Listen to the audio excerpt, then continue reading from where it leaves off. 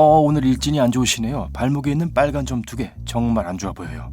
뱀에게 물린 것 같군요. 독이 있었는지 아닌지는 전혀 모르실 텐데 무슨 일이 일어날 수 있는지 알려드릴게요. 독사가 아니었다면 운이 좋았다고 생각하세요. 아마 괜찮을 거예요. 하지만 뱀의 송곳니엔 여전히 수천 개의 박테리아가 존재합니다. 그리고 이빨이 피부를 관통할 때 작은 박테리아들이 혈액 속으로 들어가 몸을 상하게 할 수 있어요. 그중 가장 무서운 것은 파상풍인데 만약 미리 의사의 도움을 받지 못한다면 치료할 수 없는 심각한 상태가 될 수 있죠. 더 나쁜 것은 불행히도 뱀 침에 알레르기가 있는 경우입니다. 벌이나 땅콩처럼 뱀 땅콩도 알레르기를 일으킬 수 있는데 침 속의 효소가 피와 섞일 때 우리의 몸은 그것을 없애려고 시도합니다. 우리 몸이 자신이 스스로와 싸우는 것이라는 것을 깨닫지 못해서 갈등은 빠르게 증폭되고 메스꺼움과 기운이 빠지는 걸 느끼게 되죠. 결국 숨쉬기가 어려워지고 심지어는 기절할 수도 있습니다. 그러니 독이 없는 뱀에 물렸다고 해도 즉시 도움을 요청하세요.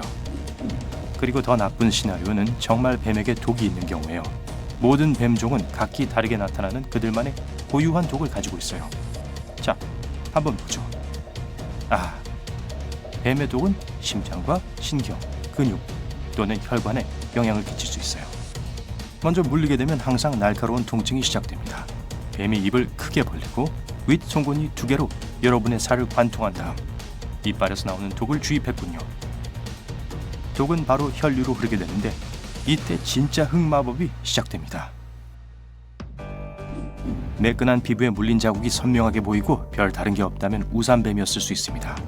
물린 곳이 붓기 시작하면 아마 코브라였을 거예요.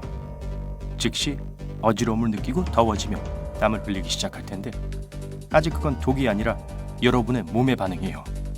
물린 자국을 보고 겁에 질려서 아드레날린과 코티솔 호르몬이 부신해서 혈액으로 몰려와 몸을 빨갛게 하고 떨게 만듭니다. 심장이 더 빨리 뛰고 있군요. 독이 더 빨리 퍼지도록 부추길 뿐이에요. 곧 여러분은 복통과 경련을 느끼기 시작할 거예요. 뱀의 독에 있는 독성 효소는 피와 반응하여 내부 장기와 근육에 도달합니다. 장기들은 서로 가까이 있기 때문에 독성 물질이 빠르고 공격적으로 번지게 됩니다.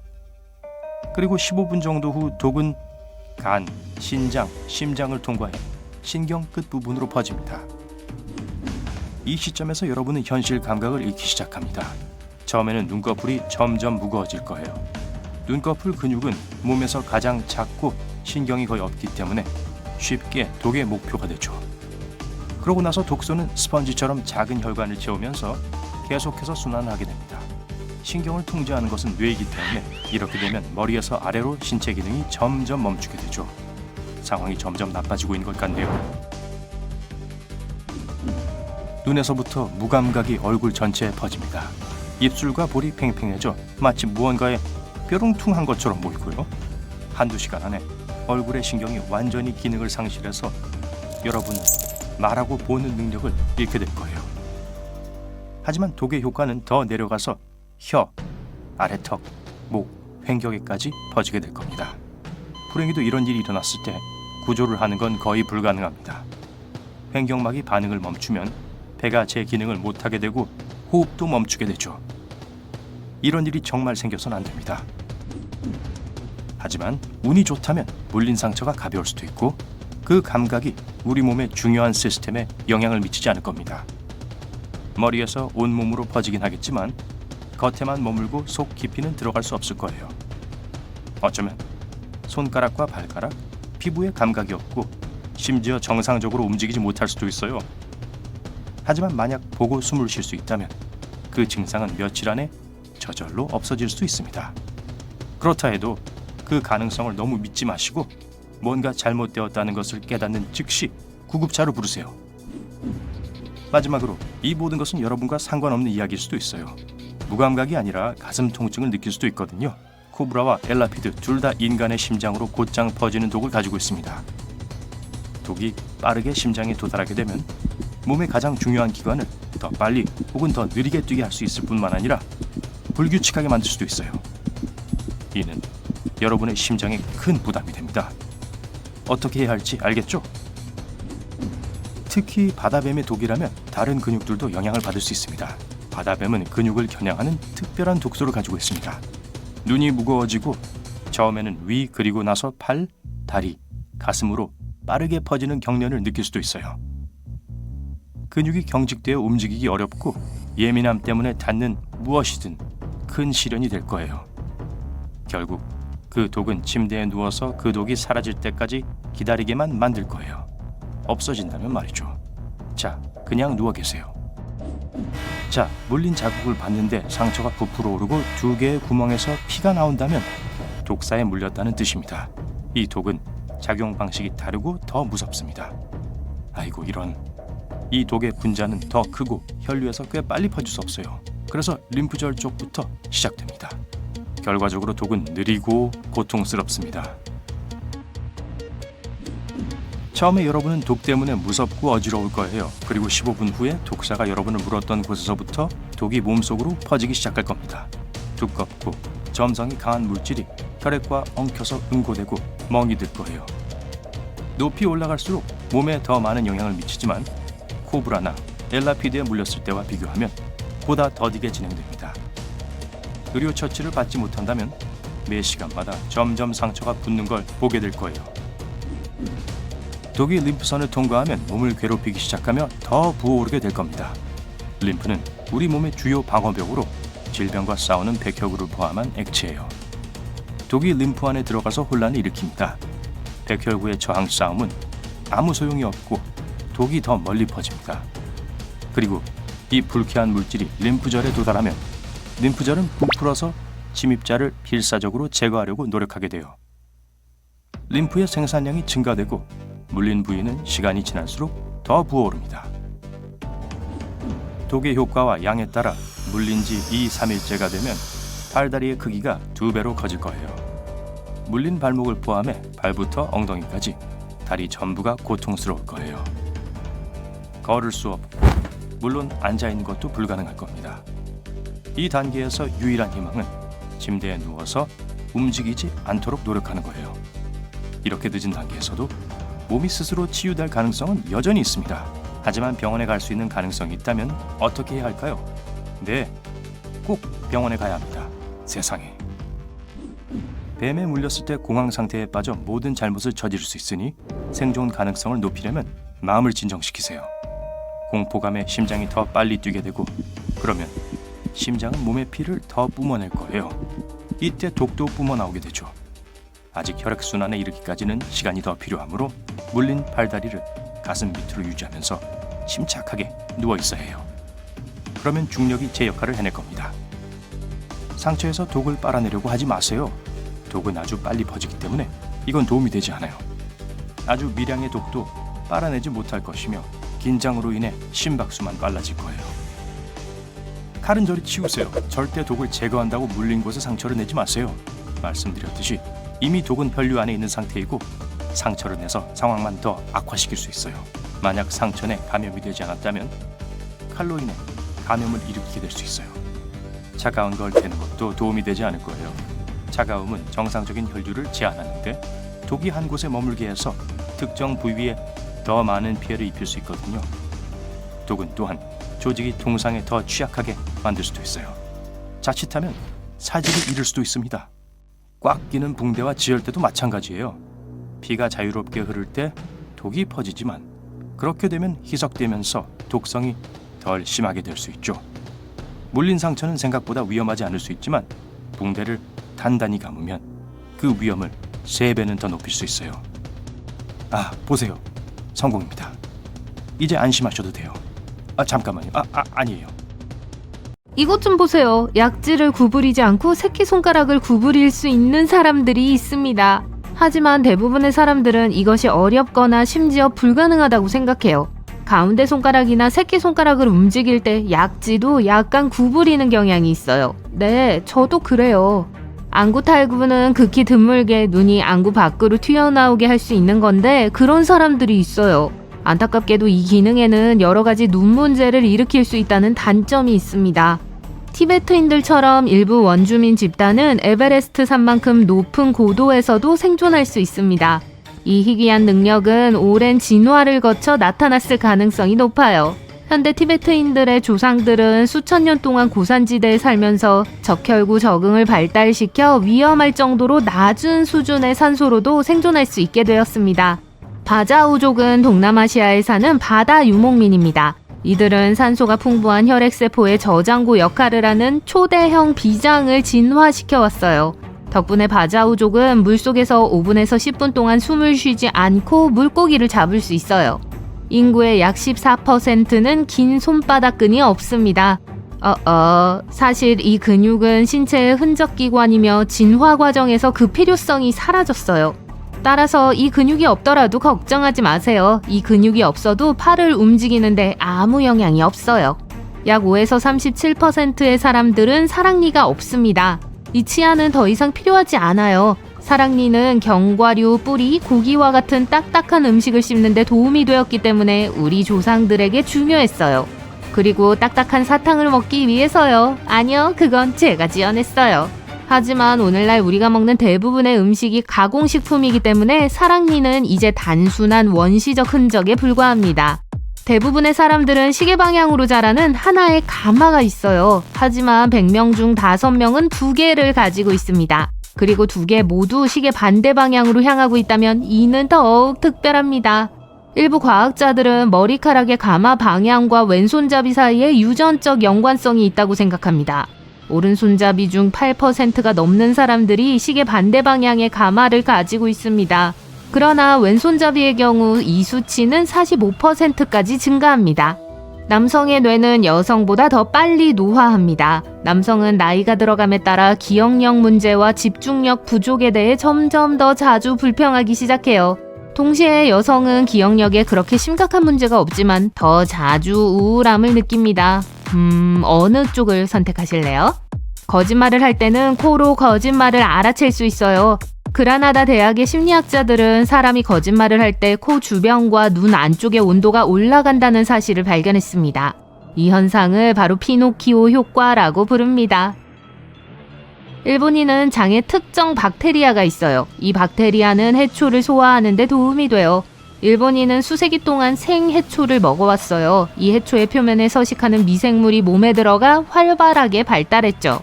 오늘날 박테리아는 일본인이 날 음식을 소화하고 음식과 관련된 다양한 문제를 예방하는 데 도움이 됩니다. 사람의 몸에는 침팬지만큼 많은 털이 있습니다. 사람과 침팬지의 털의 수는 거의 비슷해요. 유일한 차이점은 사람의 채모는 대부분 쓸모없고 너무 가늘어서 거의 보이지 않는다는 거죠. 인간은 다른 종에 비해 유전자가 많지 않습니다. 사실 사람은 벌레보다 적은 수의 유전자를 가지고 있어요. 토마토는 사람보다 훨씬 많은 유전자를 가지고 있어요. 하지만 우리는 정말 복잡한 생물이죠. 최근 과학자들은 게놈에 포함된 유전자의 수가 생명체의 복잡성과 밀접한 관련이 없다는 결론을 내렸습니다. 잠시 숨을 돌리죠. 숨 얘기가 나와서 말인데 왼쪽 폐는 2개의 폐엽으로 구성되어 있고 오른쪽 폐는 3부분으로 나뉩니다. 게다가 왼쪽 폐는 심장을 위한 공간을 확보해야 하기 때문에 조금 더 작습니다. 또한 폐에는 약 2,400km의 기도가 있습니다. 이는 뉴욕과 로스앤젤레스 사이의 거리의 절반 이상이에요. 또한 폐에는 풍선 모양의 작은 공기주머니인 폐포가 3억 개 이상 있습니다. 사람은 시각, 후각, 촉각, 청각, 미각 등 5가지 감각을 가지고 있어요. 하지만 이게 전부가 아니에요. 열을 감지하는 온도 감각도 있어요. 아니면 통증을 인지하는 감각도요. 아니면 신체 인식, 즉 자기 수용 감각은요? 이게 뭔지 알아보려면 눈을 감고 코를 만져보세요. 아시겠죠? 이게 바로 자기 수용 감각입니다. 이 목록은 훨씬 더 길어질 수 있어요. 일부 전문가들은 우리가 21개에서 53개의 감각을 가지고 있다고 해요. 물속에서 너무 오랜 시간을 보내면 손가락에 주름이 생기게 됩니다. 쭈글쭈글한 손가락은 혈관이 좁아져서 생겨요. 물속에 오래 있으면 신경계가 혈관을 수축시킵니다. 우리 몸은 그 부위에서 혈액을 멀리 보내요. 그리고 이러한 혈액 손실은 혈관을 더 얇게 만듭니다. 피부가 그 위로 접히기 시작하여 재미있는 주름이 생기죠. 과학자들은 이 과정이 손과 발이 젖었을 때 더 잘 잡을 수 있도록 도와준다고 생각해요. 보통 사람의 눈에는 3가지 종류의 원추세포가 있어요. 이 원추세포는 청색, 적색, 녹색 스펙트럼의 색을 인식하는 데 도움을 줘요. 덕분에 대부분의 사람들은 약 100만 가지의 색조를 구별할 수 있어요. 하지만 사색형 색각을 가진 사람은 눈에 4개의 원뿔이 있습니다. 이 기능을 통해 최대 1억 가지 색상을 볼 수 있어요. 이 시력 이상은 극히 드물며 남성보다 여성에게 훨씬 더 흔합니다. 흥미롭게도 사색형 색각을 가진 대부분의 사람들은 자신이 다른 사람들보다 세상을 더 밝게 본다는 사실조차 깨닫지 못합니다. 모든 사람이 원형의 동공을 가지고 있는 건 아니에요. 10,000명 중 2명은 비정상적인 동공 모양을 가지고 있어요. 가장 흔한 모양은 열쇠구멍 모양이에요. 이것을 콜로보마라고 합니다. 흥미롭게도 이 질환을 가진 일부 사람들은 시력에 아무런 문제가 없어요. 전 세계 인구의 3에서 22%만이 모튼의 발가락을 가지고 있어요. 모튼 발가락은 두 번째 발가락이 첫 번째 발가락보다 긴 발 구조예요. 미켈란젤로의 다비드와 자유의 여신상은 모두 이 특이한 신체 특징을 가지고 있죠. 어디 한번 보세요. 어떤 사람들은 혀 밑에 침샘에 침이 고여 있습니다. 그런 다음 이 분비선을 누르면 침이 물줄기처럼 흘러나올 수 있죠. 이때 입을 벌리고 있으면 침이 몇 미터까지 분출될 수 있어요. 이 과정은 자연적으로 발생할 수 있습니다. 사람이 음식을 먹거나 하품을 하거나 말을 하거나 이를 닦는 동안 실수로 혀를 샘에 대고 밀어 넣을 때 발생해요. 최대 35%의 사람들이 침을 발사할 수 있지만 단 1%만이 원할 때 그렇게 할 수 있어요. 저도 대학 시절에 그런 친구가 있었어요. 네, 이상하긴 했죠. 약 18에서 35%의 사람들이 햇빛에 대해 흥미로운 반응을 보이는데 바로 재채기를 하는 것입니다. 이 현상은 빛 재채기 반사라는 이름도 갖고 있어요. 그리스어로는 태양 재채기라고 불려요. 도롱뇽이 꼬리를 다시 자라게 하는 것처럼 인간도 연골을 재생할 수 있을지도 모릅니다. 연골은 관절 주위에 있는 고무와 같은 물질이에요. 최근 과학자들은 연골이 스스로 회복할 수 있다는 걸 발견했어요. 발목에서 가장 효과적이고 무릎에서는 그다지 효과적이지 않고 엉덩이에서는 가장 효과적이지 않습니다. 인간의 뇌는 73%가 물로 구성되어 있습니다. 심장도요. 그렇기 때문에 뇌의 수분이 2%만 손실되어도 피로감을 느끼기 시작해요. 또한 기억력이 나빠지고 집중력이 떨어지며 기분도 나빠집니다. 그러니까 물을 많이 마시세요. 우리의 뇌는 끊임없이 수많은 시각 정보를 처리하고 있어요. 분당 약 6억 비트죠. 이 모든 과정은 눈의 바깥쪽에 있는 투명하고 보호 역할을 하는 각막을 빛이 통과할 때 시작됩니다. 그런 다음 빛은 전기 신호로 바뀝니다. 이 신호는 뇌로 전달되고 뇌는 이를 해석하여 눈에 보이는 이미지로 변환합니다. 이 복잡한 과정이 일어나는 데는 몇 밀리초가 걸립니다. 100세 이상 장수하는 사람들, 일명 슈퍼 센테니얼리언에게는 비밀이 있을 수 있습니다. 연구원들은 T-헬퍼라고 불리는 그들의 면역세포가 노화 말기에 변화하고 적응할 수 있다는 사실을 발견했습니다.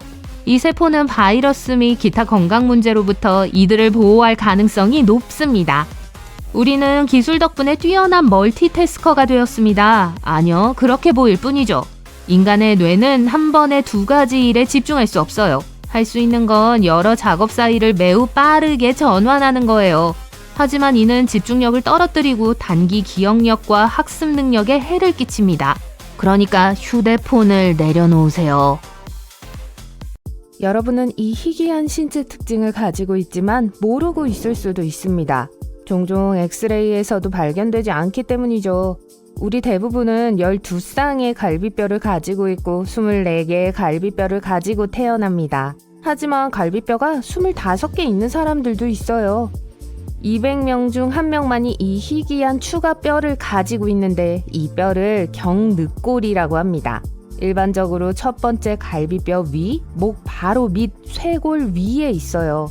하지만 걱정할 건 없어요. 대부분의 경우 눈에 띄지 않고 아플 경우 안전하게 제거될 수 있습니다. 때때로 허스키의 양쪽 눈의 색이 다르다는 거 알고 계세요? 어떤 사람들은 이 희귀한 특징을 갖고 있어요. 의학 용어로는 헤테로크로미아, 이색증이라고 합니다.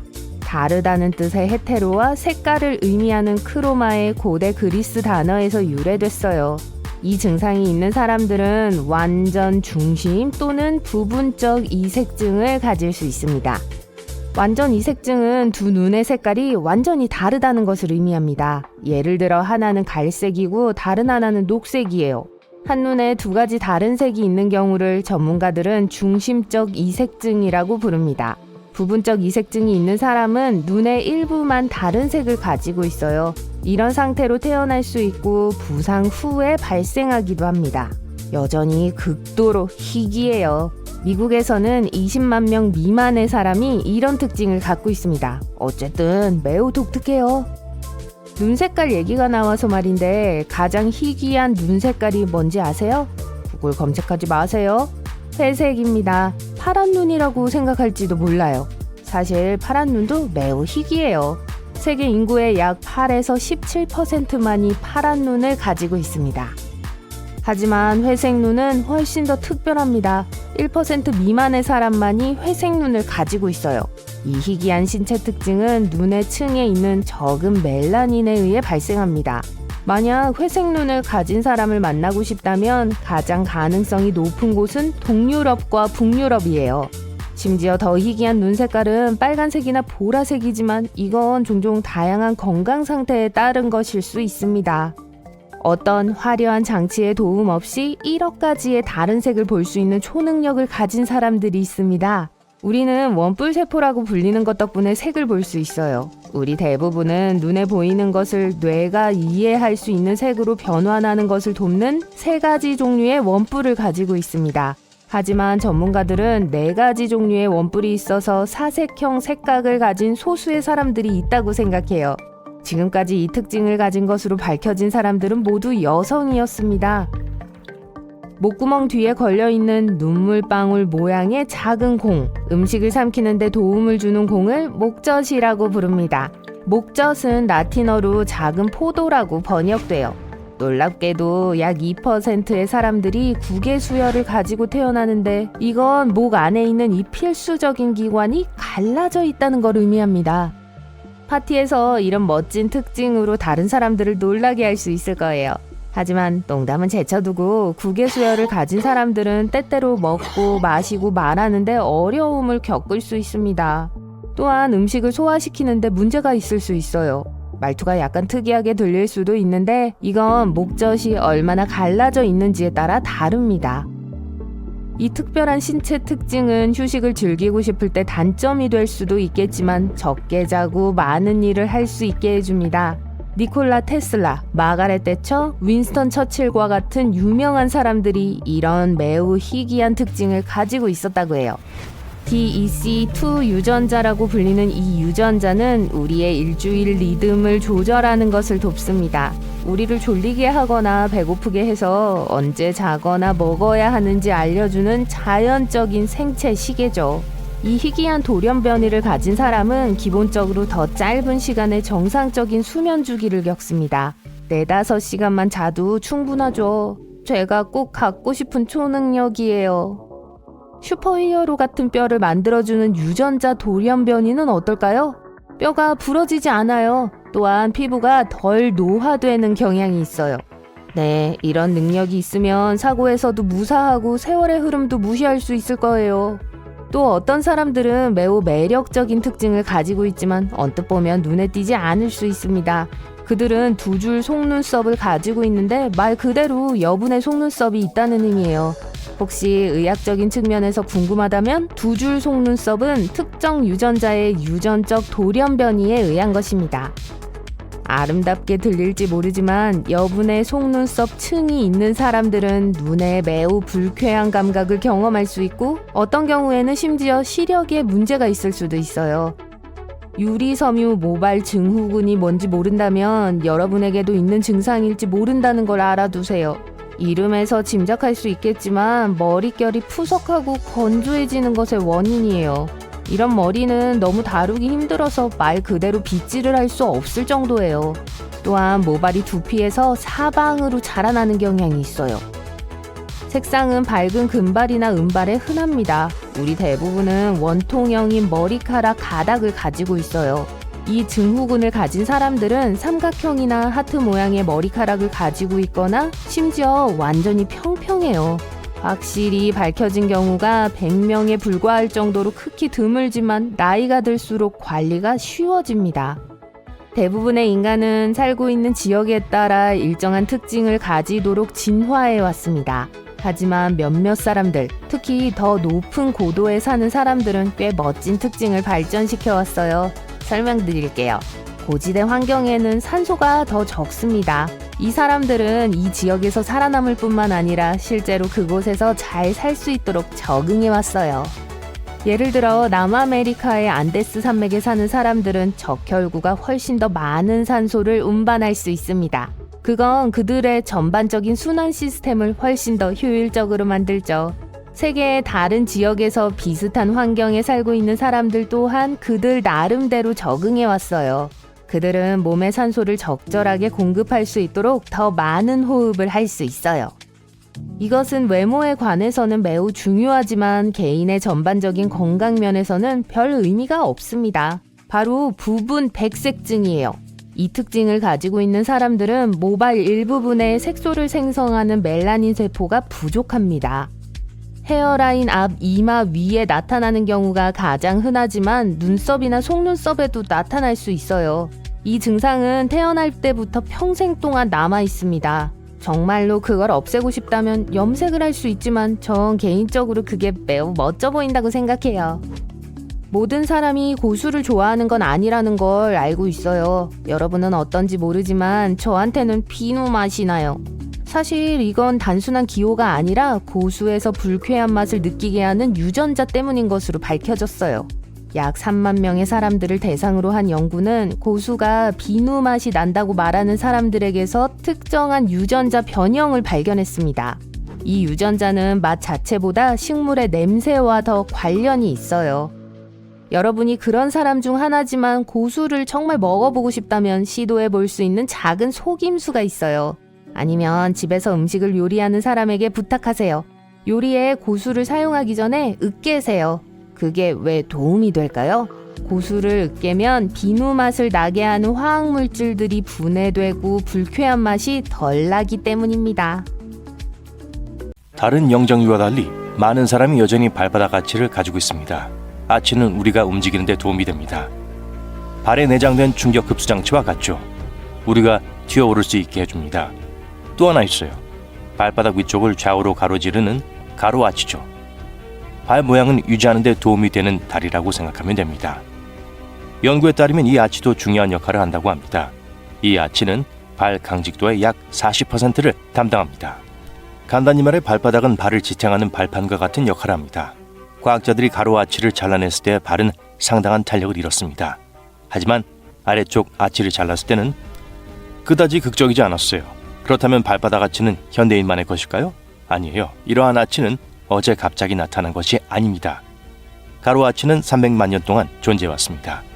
발바닥 아치는 약 800만 년 전에 나타났죠.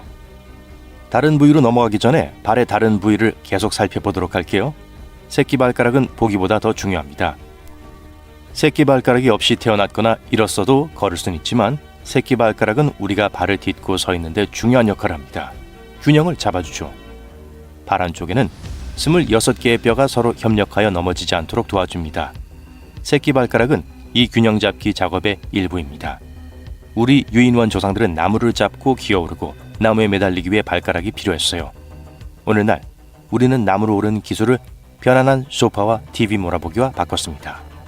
자, 이제 맹장에 대해 이야기해 보겠습니다. 쓸모없는 기관이라고 생각할 수도 있지만 그렇지 않아요. 인간이 엄마 뱃속에 있을 때 이 기관은 제 역할을 하기 시작합니다. 발달 11주 무렵부터 유용한 호르몬과 화합물을 생성하는 특수세포를 만들어내기 시작합니다. 맹장은 면역체계의 군대를 훈련시켜 최고의 방어자가 될 수 있도록 도와줍니다. 또한 소화관에서 모든 종류의 이물질인 일명 항원을 수집합니다.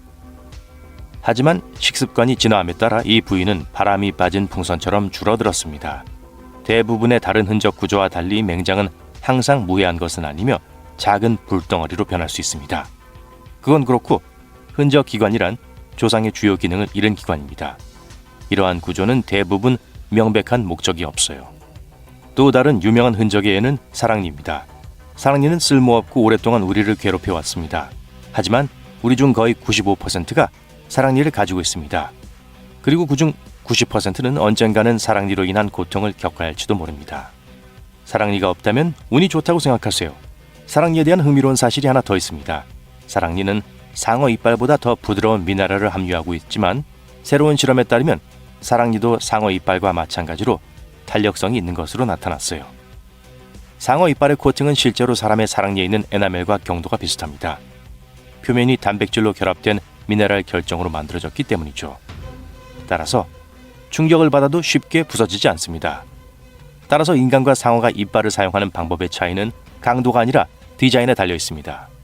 인류학자들은 고대 골격을 조사했습니다. 그들은 우리 조상들이 뿔이나 날고기처럼 질긴 음식을 씹기 위해 여분의 이빨이 필요했다고 생각합니다. 그 당시에는 여분의 이빨이 유용하게 사용되었죠. 하지만 인류가 음식을 익히기 시작하면서 음식이 부드러워지고 턱이 작아졌습니다. 유전학자들은 이 주제에 대해 나름의 견해를 가지고 있습니다. 뇌의 크기와 턱의 특징에 모두 관여하는 것으로 보이는 MYH16이라는 유전자가 관련되어 있다는 것입니다. 하지만 이 유전자가 진화 과정에서 정확히 어떤 역할을 했는지는 여전히 미스터리입니다. 이제 또 다른 무의미한 것은 눈꺼풀입니다. 일반적인 눈꺼풀이 아니라 눈 구석에 숨어있는 분홍색 작은 눈꺼풀 말이에요. 새와 다른 털복숭이 친구들은 이 눈꺼풀을 사용하여 눈을 방해하는 먼지나 이물질을 막아냅니다. 하지만 우리 인간은요, 대부분 흔적에 불과하죠. 긴 손바닥끈을 소개합니다. 우리 중 약 85%가 여전히 이것을 가지고 있습니다. 여러분도 가지고 있을지 모릅니다. 평평한 표면에 손을 대고 새끼손가락과 엄지손가락을 만나게 하여 테스트해 볼 수 있습니다. 손목 중앙에서 작은 힘줄 밴드가 림보 동작을 하는 것을 발견한다면 이 부위를 찾은 거예요. 이 근육은 물건을 쥐고 타잔처럼 나무를 타기 위한 겁니다. 이제 물건을 잡는 것과 관련된 트릭이 더 있어요. 태어나기도 전인 16주 정도 엄마 뱃속에 있을 때부터 우리는 주먹을 쥐는 연습을 시작합니다. 탯줄을 잡는 것부터 시작하죠. 마침내 세상에 나오면 이 반사작용으로 물건을 잡는 데 도움이 됩니다. 재밌는 사실은 작은 원숭이도 비슷한 기술 덕분에 한 손으로 오랫동안 매달릴 수 있습니다. 하지만 우리 인간은 생후 3개월 정도가 되면 이 놀라운 악력을 잃게 됩니다. 엄마 뱃속에 있을 때는 작은 꼬리가 있어요. 하지만 성장하면서 꼬리는 사라지고 그 작은 척추뼈가 꼬리며 즉 미골이 됩니다. 인간과 유인원의 사촌인 유인원에게는 다른 동물처럼 꼬리가 없어요. 우리 귀에도 흔적 근육이 있습니다. 이 근육은 동물이 더 잘 듣고 감정을 표현하는 데 도움이 됩니다. 하지만 사람의 귀 근육은 별다른 역할을 하지 않습니다. 우리는 소리를 듣고 감정을 표현하는 다른 방법을 찾아냈어요. 하지만 일부는 아직도 귀를 움직일 수 있어요. 놀랍게도 발톱도 흔적기관에 해당합니다. 발톱은 초기 방어수단의 역할을 합니다. 발톱은 해로운 미생물로부터 신체를 보호합니다. 진화의 여정에서 우리는 손톱과 발톱을 방어, 땅 파기, 기어오르기에 사용했습니다. 현대사회에서도 손톱은 과일 껍질을 벗기거나 가려운 곳을 긁어주는 달콤한 감각을 제공하는 등 여전히 우리를 도와주죠. 하지만 발톱은 은퇴했습니다. 매니큐어를 바를 수는 있죠. 많은 사람들이 패션을 위해 그렇게 합니다.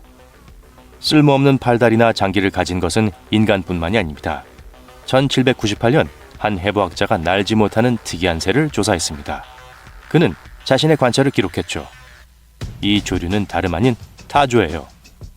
타조와 화식조는 흔적 날개를 가진 조류의 몇 가지 예에 불과합니다. 해부학적으로 볼 때 이 새들의 날개는 제대로 발달하지 못해서 이 거대한 동물에게 비행 능력을 부여할 수 없습니다. 하지만 날개가 완전히 기능이 없는 건 아니에요. 날개는 빠르게 달리는 동안 균형을 유지하는 데 도움을 줍니다. 또한 정교한 구애 행동을 통해 새가 잠재적인 짝을 끌어들이는 데 도움을 주죠. 많은 동물이 빛을 냅니다. 해파리, 벌레, 상어, 불가사리를 포함한 해양동물의 약 76%는 생체 발광을 합니다. 이들은 산소와 반응하여 빛을 내는 루시페린이라는 화합물을 가지고 있습니다. 이 물질은 포식자를 놀라게 하거나 먹이를 유인하거나 다른 동물에게 위험을 경고하는 등의 용도로 사용됩니다. 우리 인간도 빛을 발할 수 있습니다. 불행히도 이 빛은 매우 희미합니다. 우리 눈으로 볼 수 없어요. 우리 몸은 빛을 발산하지만 눈이 감지할 수 있는 것보다 약 1000배나 더 어두워요. 과학자들은 우리의 빛이 하루 종일 변화한다는 사실을 발견했습니다. 아침에는 가장 희미하고 늦은 오후에 가장 밝습니다. 얼굴은 다른 신체 부위보다 더 밝게 빛납니다. 과학자들은 얼굴이 햇빛에 더 많이 노출되고 빛 생성을 촉진하는 성분이 있는 멜라닌이 있기 때문이라고 생각합니다. 인간을 다른 동물과 구별하는 몇 가지 신체적 특징이 있습니다. 예를 들어 인간만이 얼굴을 붉힐 수 있는 유일한 동물이라는 사실을 알고 계셨나요? 이 뺨을 붉히는 능력은 인간이 독점하고 있는 것 같아요. 우리는 당황스러운 상황에 처하면 혈관이 확장됩니다. 그래서 얼굴이 붉어지죠. 부끄러움은 매우 복잡한 감정입니다. 다른 사람들이 우리를 어떻게 생각하는지 이해하는 것이 핵심입니다. 이것은 다른 동물들에게는 너무 고차원적인 것일 수도 있어요. 흥미롭게도 대머리 우카리 원숭이도 얼굴을 붉힐 수 있지만 같은 의미는 아니고 건강하다는 표시입니다. 건강 중에서도 장 건강이 중요합니다. 장에는 위, 간 등이 포함됩니다. 장은 흔히 제2의 뇌라고 불립니다. 이 제2의 뇌에는 자체 신경계가 있습니다. 장에는 수억 개의 메신저가 있습니다. 장은 우리 몸의 나머지 부분에 정보를 전달하죠. 장과 뇌 연결이 끊어지더라도 장은 계속 작동합니다. 소화 시스템이 스스로 기능할 수 있도록 보장합니다. 여기 양복을 차려입은 젊은이가 있어요. 그에게는 비밀이 있습니다. 화장실 거울 앞에 서서 기운을 내려고 찬물로 얼굴을 씻고 있어요. 여기엔 그 사람 말고는 아무도 없어요. 하지만 그는 혼자가 아니에요. 남자는 긴장한 것 같아요. 자신의 뺨을 때리고 거울을 보며 이렇게 말합니다. 걱정 마, 우린 할 수 있어. 오랫동안 해왔잖아. 우리가 이길 거야. 그가 우리라고 한 건 다중인격자라서 그런 게 아니에요. 작은 마이크를 통해서 누군가 대화하고 있는 것도 아닙니다. 그가 비밀을 알고 있기 때문이에요. 엄밀히 말하면 그는 전부 인간이 아니라 수십억 개 생명체의 무리예요. 이 남자, 여러분, 지구상의 모든 사람들은 사실 자신들이 생각하는 그런 사람이 아니에요. 우리 몸의 43%만이 인간 세포로 구성되어 있어요. 나머지 57%는 미생물과 박테리아예요. 이제 그 남자가 이 비밀을 밝히기 위해 무대에 오릅니다. 체중계에 올라보세요. 숫자가 보이죠? 반 이상을 빼요.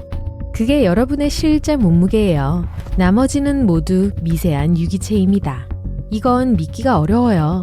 그렇다면 몸이 작은 입자로 분해되면서 끊임없이 모양을 바꿔야 할 것 같기 때문이죠. 피부가 맥동하고 계속 움직이는 것을 볼 수 있을 거예요. 다행히도 두 가지 이유로 이런 일은 일어나지 않습니다. 첫째, 미생물은 매우 작아서 움직임이 안 보여요. 둘째, 이 미생물 세계의 대부분은 우리가 볼 수 없는 어두운 곳에 있어요. 산소에 접근할 수 없는 곳, 우리 장 속이요. 그것에는 수십억 마리의 작은 생명체들이 돌아다니고 있어요. 좀 붐비겠죠?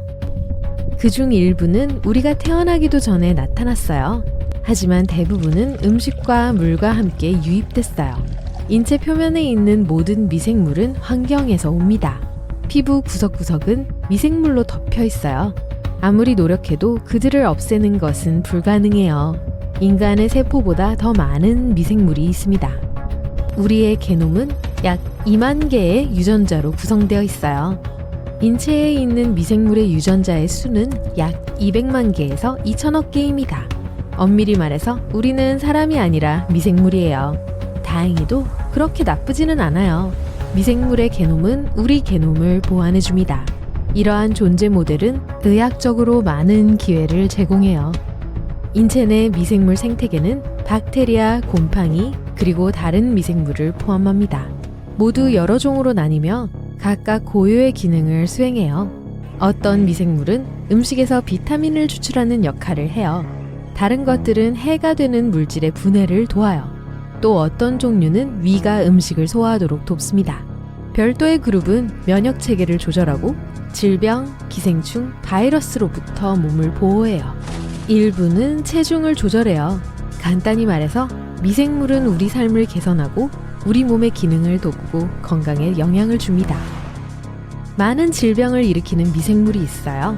면역력을 손상시키거나 중요한 장기에 영향을 미치죠. 어떤 박테리아가 건강을 해치는지 정확히 알고 있다고 상상해보세요. 그러면 직접 그걸 제거할 방법을 찾을 거예요. 이 미생물을 없애는 독이든 알약일 수도 있어요. 그걸 복용하면 몸 안에 있는 모든 해로운 해충이 제거돼요.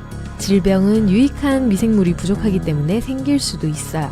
의사들은 이를 이용해 전 세계 많은 사람들을 치유하죠. 근육을 강화시키는 데 도움이 되는 미생물 그룹을 알아냈다고 가정해봐요. 그러고 나서 어떤 미량 원소가 이 박테리아들이 더 빠르고 효율적으로 활동하도록 돕는지 알아냅니다. 이 비타민을 음식에 넣거나 이 미생물들이 함유된 알약을 먹어요. 결과적으로 근육은 2배 더 빨리 자랍니다. 어떤 미생물의 존재나 부족은 몸 전체의 상태를 보여줄 수 있어요. 미생물 샘플은 건강 수준이나 질병의 존재를 나타낼 수도 있어요. 누구나 유전공학의 도움뿐만 아니라 미생물 의학으로 건강을 향상할 수 있어요. 인간의 미생물을 연구하는 것이 비싸고 복잡한 유전자 변형보다 더 싸고 더 효율적이며 더 빨라요. 이 분야는 전 세계적으로 이제 막 발전하기 시작했지만 이미 몇 가지 발견이 있었어요.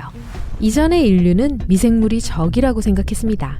우리는 박테리아와 바이러스를 파괴하기 위해 많은 방법을 만들었어요. 하지만 이런 방법들은 해로운 세균들과 함께 좋은 세균들까지 제거합니다. 이제 과학자들은 미생물이 생명을 빼앗을 수도 있지만 구할 수도 있다는 것을 이해하고 대규모 연구를 시작했어요. 빅판다를 예로 들어볼게요. 피부 밑에 지방이 풍부한 잡식성 동물이에요. 고기를 거의 먹지 않아요. 먹이는 주로 열매와 대나무 잎으로 이루어져 있어요. 하지만 겨울에는 열매가 자라지 않기 때문에 대나무 잎만 먹고 삽니다. 대나무 잎은 칼로리가 낮고 단백질이 거의 없어요. 하지만 판다는 추운 겨울이 지난 후에도 살이 빠지지 않아요. 최근 과학자들은 어떻게 그것이 가능한지 알아냈어요. 이 모든 것은 독특한 체내 미생물 생태계 덕분입니다.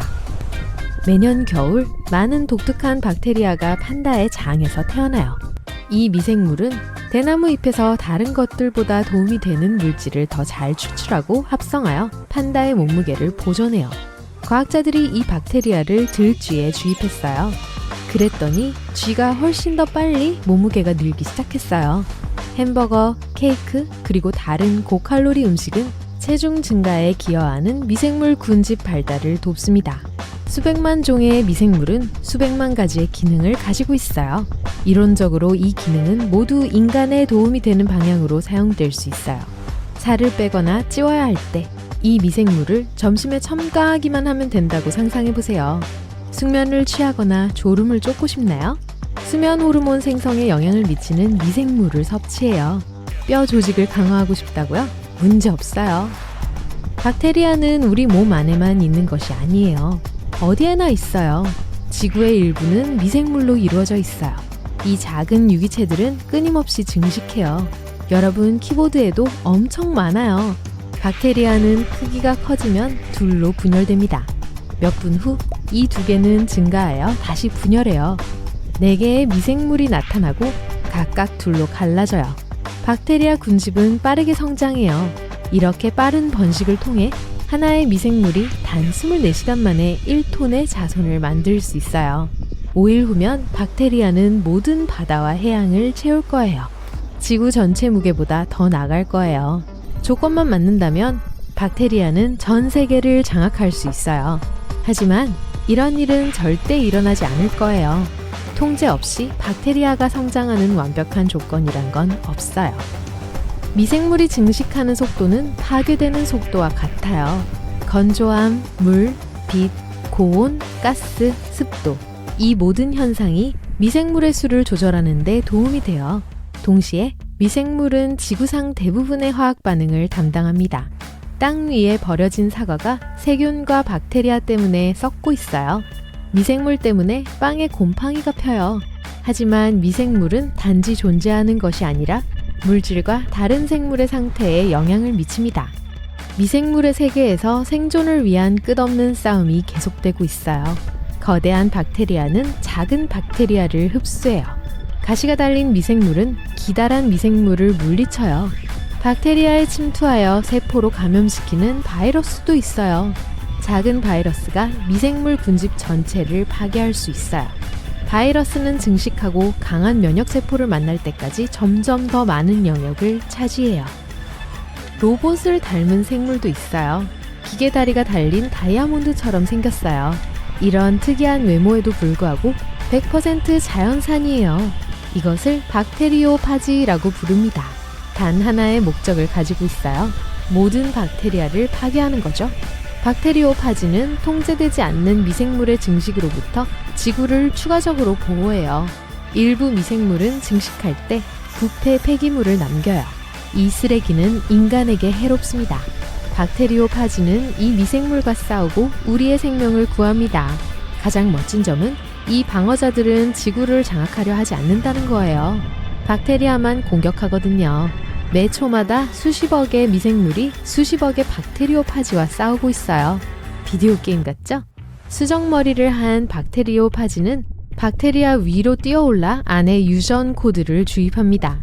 이 코드는 미생물의 몸 안에서 서로 연결되어 새로운 박테리오파지가 되는 분리 요소를 갖고 있어요. 내부로부터 박테리아를 파괴하고 나서 다음 박테리아로 이동해요. 손끝을 자세히 보세요. 거기엔 많은 생명체가 있어요. 강자가 살아남으면 약자가 사라져요. 씻어내면 새로운 박테리아가 물과 함께 올 거예요. 젖은 손을 수건으로 닦으면 새로운 세균이 손으로 전해져요. 그리고 전투가 다시 시작돼요.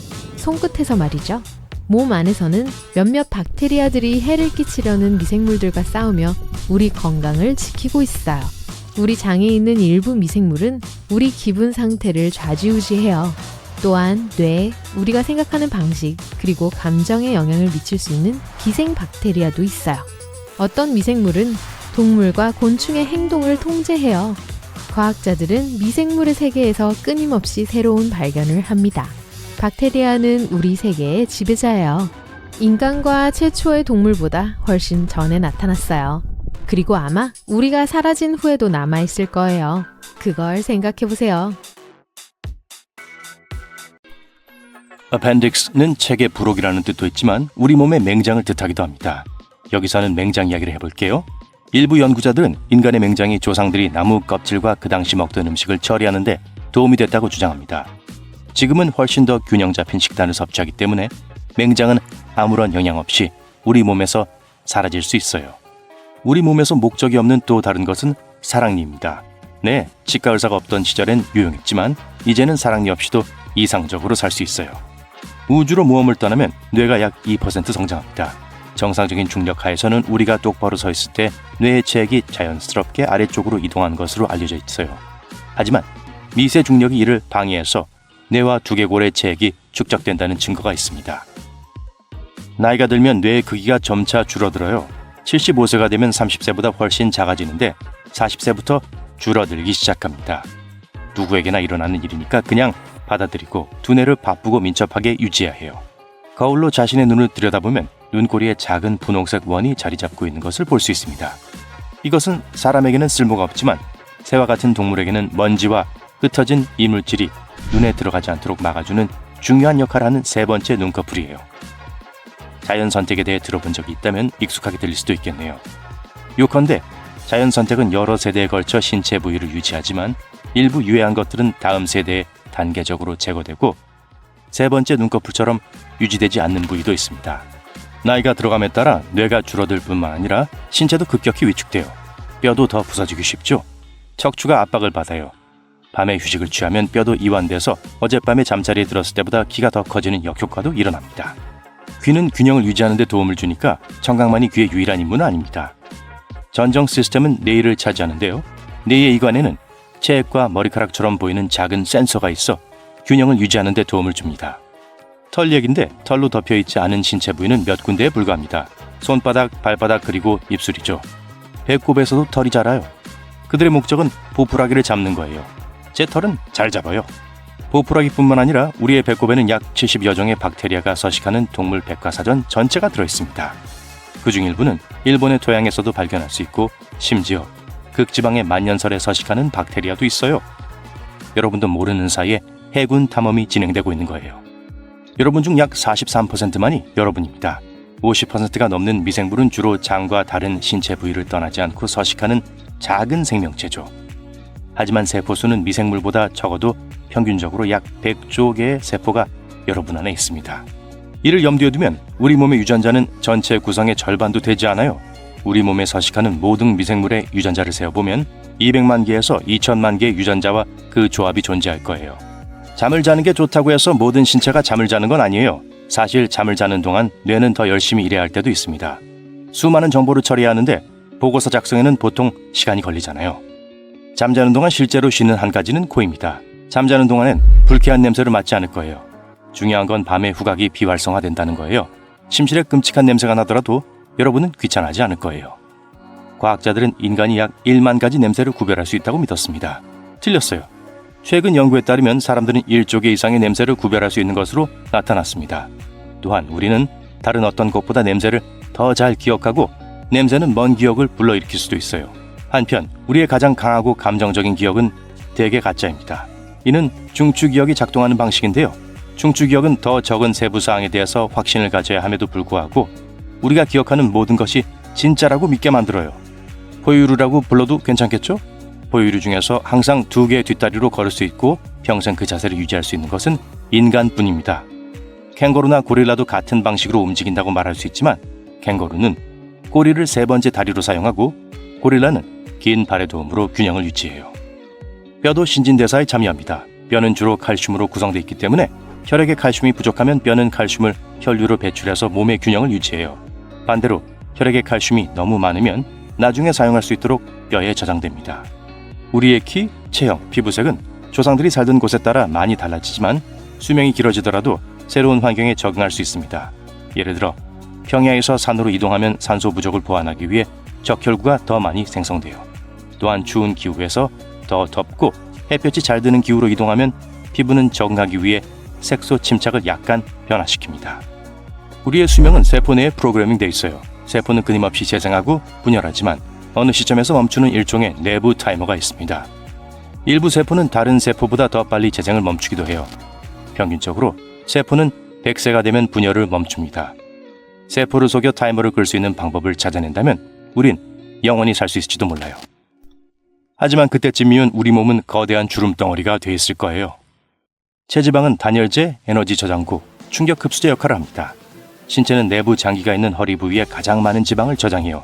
이 지방층은 신체에 문제가 발생하면 심각한 손상으로부터 장기를 보호하는 역할을 합니다. 2개 골은 하나의 뼈가 아니라 22개의 서로 다른 뼈로 구성되어 있고 그중 많은 뼈가 뇌를 보호하기 위해 융합되어 있어요.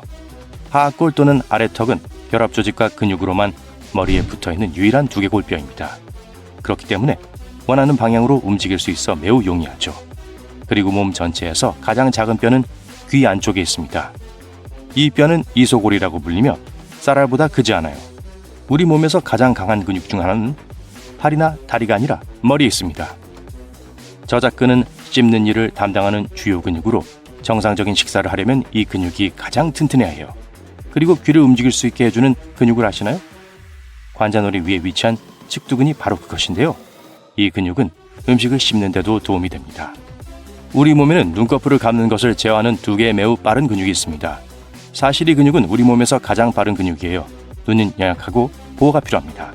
반사작용이 시작되면 이 근육은 10분의 1초 이내에 눈을 감죠.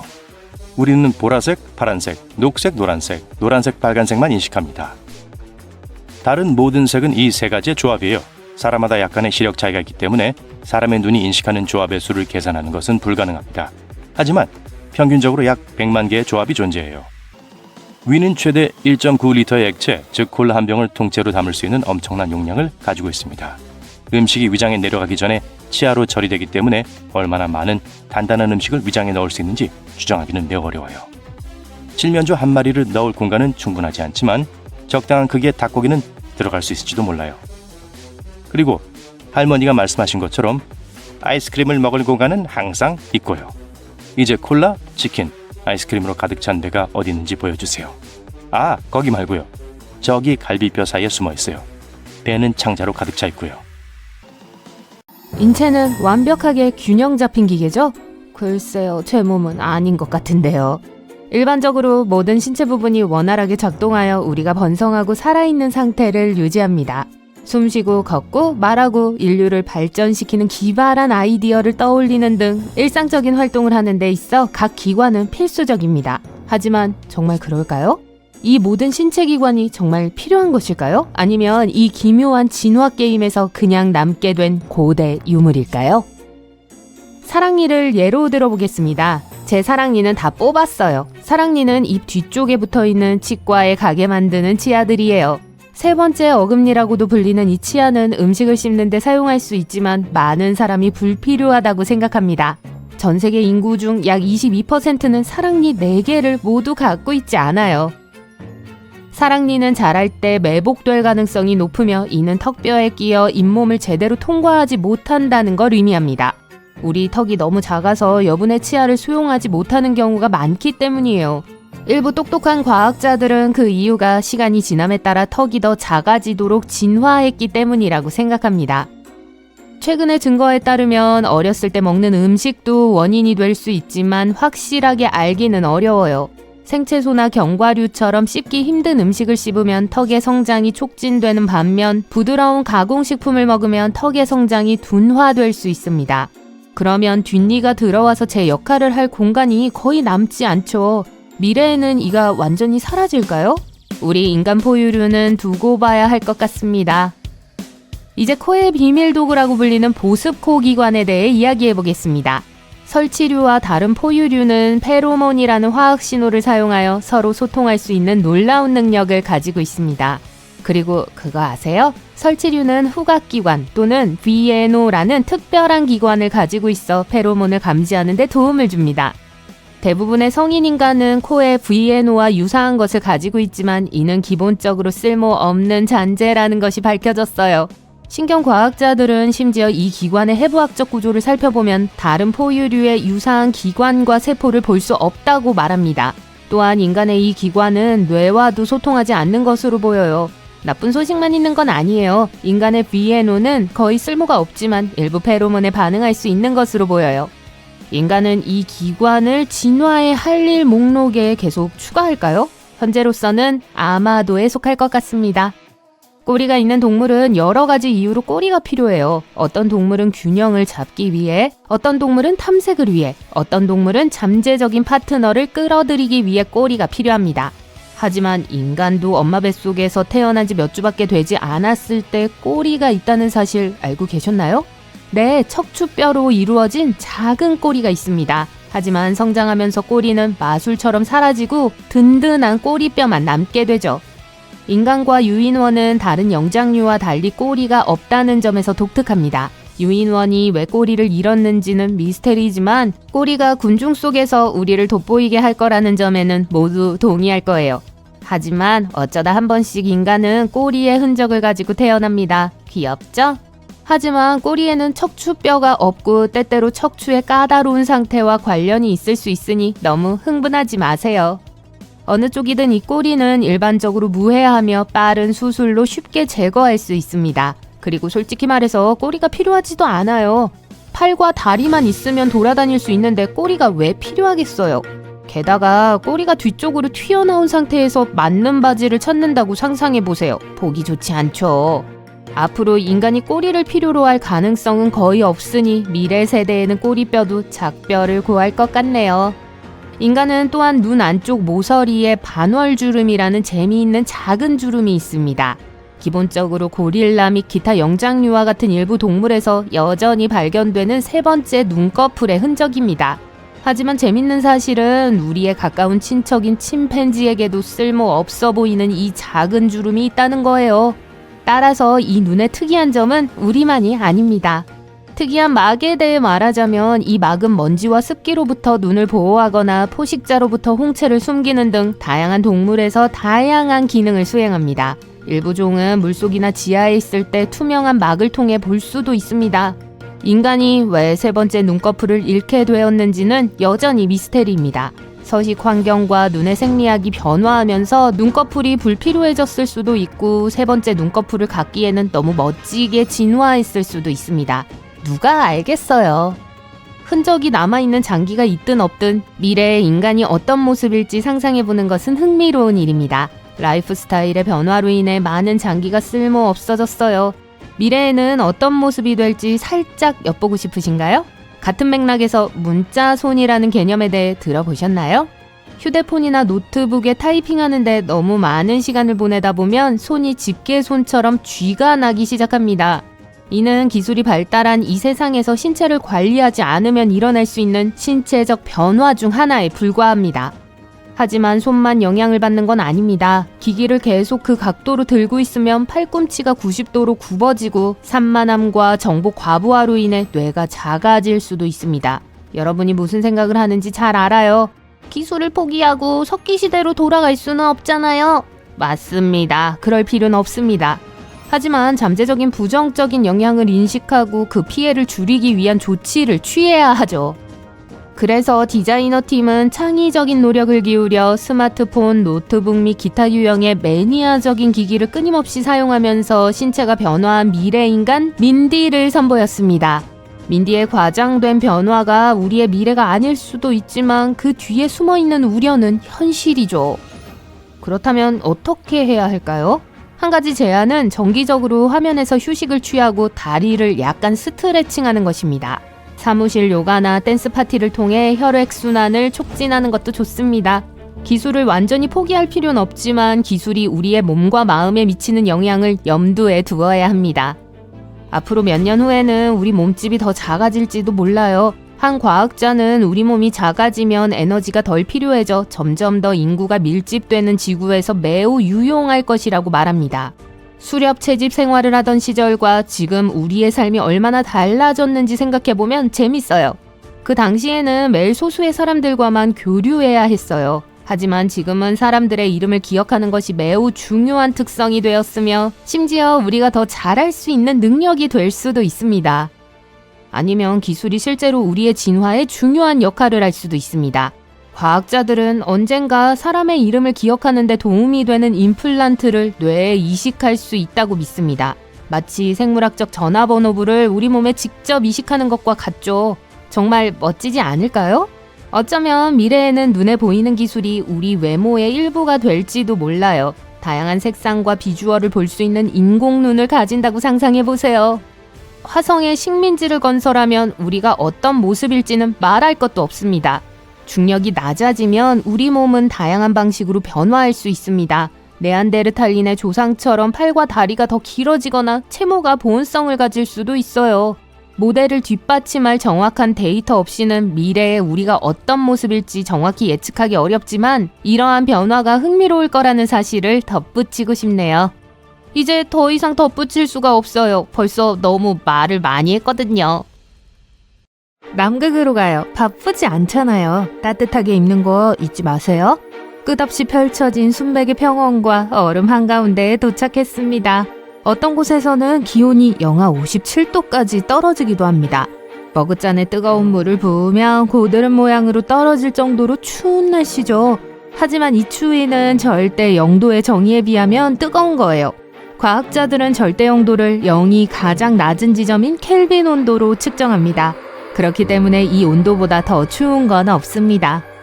모든 물체는 원자와 분자로 구성되어 있습니다. 물체의 온도가 상승하면 분자는 빠르고 혼란스럽게 움직이며 운동 에너지를 생성하죠. 물체의 온도가 떨어지면 분자의 움직임이 느려지고 에너지가 감소합니다. 따라서 절대 0도는 입자가 완전히 정지하는 상태예요. 움직임이 없으므로 더 차가워지는 것이 불가능합니다. 0켈빈은 영하 273도와 같습니다. 남극보다 3배나 더 춥죠. 과학자들이 진공방을 만들어 절대 0도의 가스로 채웠다고 상상해보세요. 사람이 그 안에 들어가면 어떻게 될까요? 결과가 좋지 않을 테니까 밥을 들여보낼게요. 걱정하지 마세요. 밥은 충돌 테스트용 더미니까요. 먼저 약간의 배경 지식이 필요해요. 뜨거운 물체가 차가운 물체와 접촉하면 분자가 에너지를 교환합니다. 빠르게 움직이는 입자는 느리게 움직이는 입자에게 에너지를 전달하고 스스로 속도를 늦추기 시작합니다.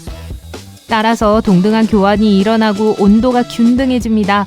그러나 기본적으로 분자는 에너지로 충전될 때까지 매우 느리게 움직입니다.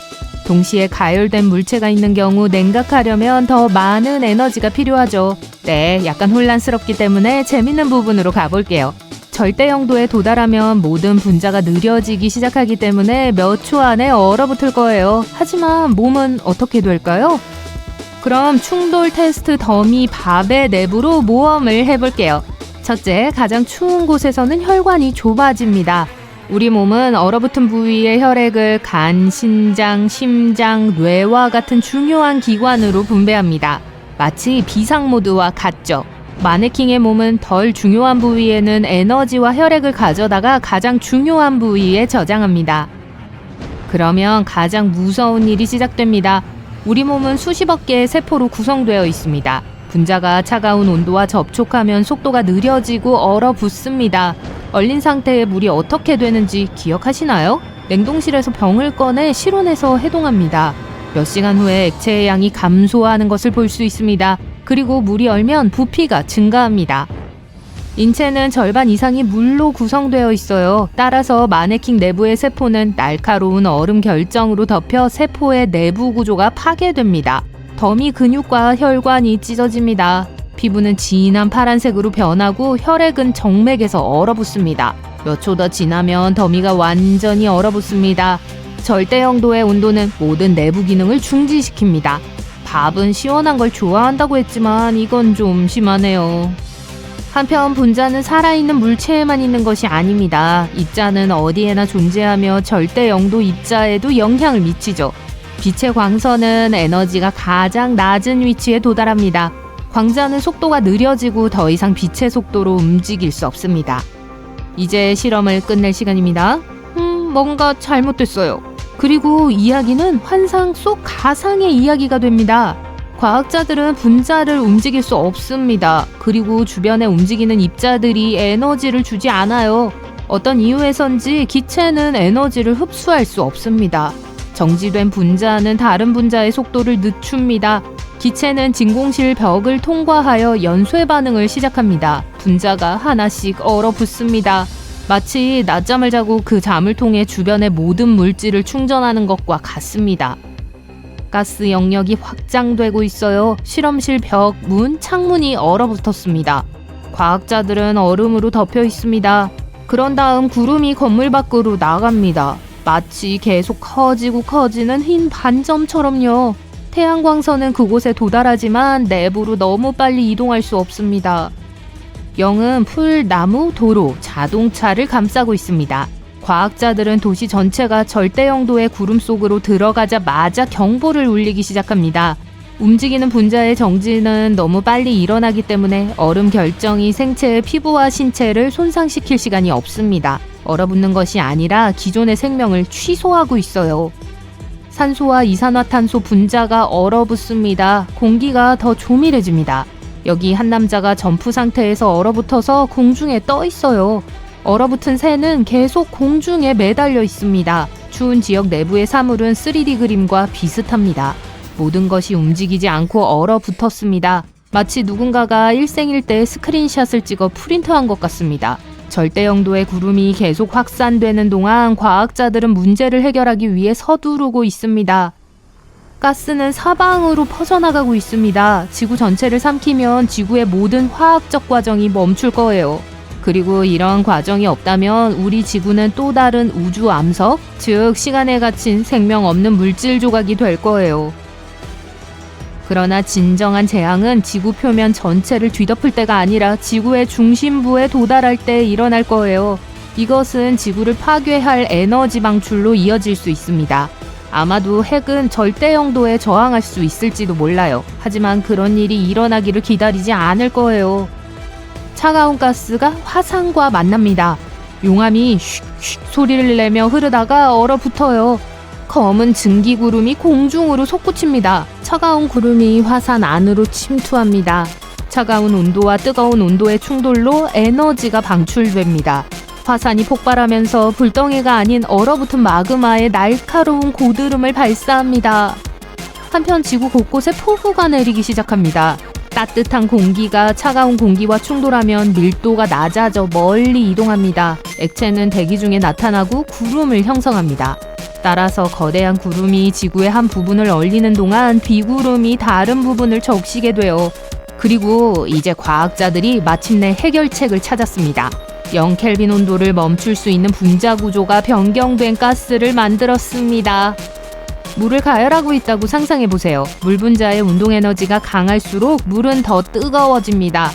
분자는 점점 더 빠르게 움직이고 있습니다. 하지만 모든 입자가 똑같이 빠르게 움직이는 건 아니에요. 일부는 중간 정도의 느린 에너지를 가지고 있습니다.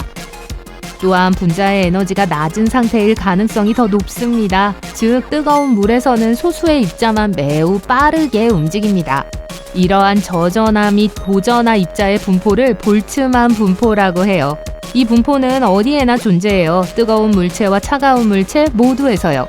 분자 수준에서 어떤 물체를 보면 빠르게 움직이는 물체보다 느리게 움직이는 물체가 훨씬 더 많다는 걸 알 수 있습니다. 그래서 과학자들은 해결책을 생각해냈습니다. 반대 방향으로 작용하는 기체를 만들어 느린 분자보다 움직이는 분자가 더 많은 기체를 만들었습니다. 과학자들은 이 기체가 절대 영도 구름에서 잠자고 있는 입자들을 깨울 수 있기를 희망합니다. 따라서 두 기체가 서로 충돌합니다. 차가운 구름은 역전된 볼츠만 분포 구름을 얼릴 수 없습니다. 활성 분자가 너무 많기 때문이죠. 따라서 수십억 개의 활성 분자가 동결된 분자에 에너지를 충전합니다. 모든 분자가 움직이기 시작하고 이웃 분자와 에너지를 공유해요.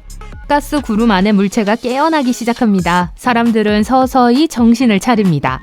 분자가 최소한의 움직임을 보이자마자 태양광선으로부터 에너지를 받기 시작합니다.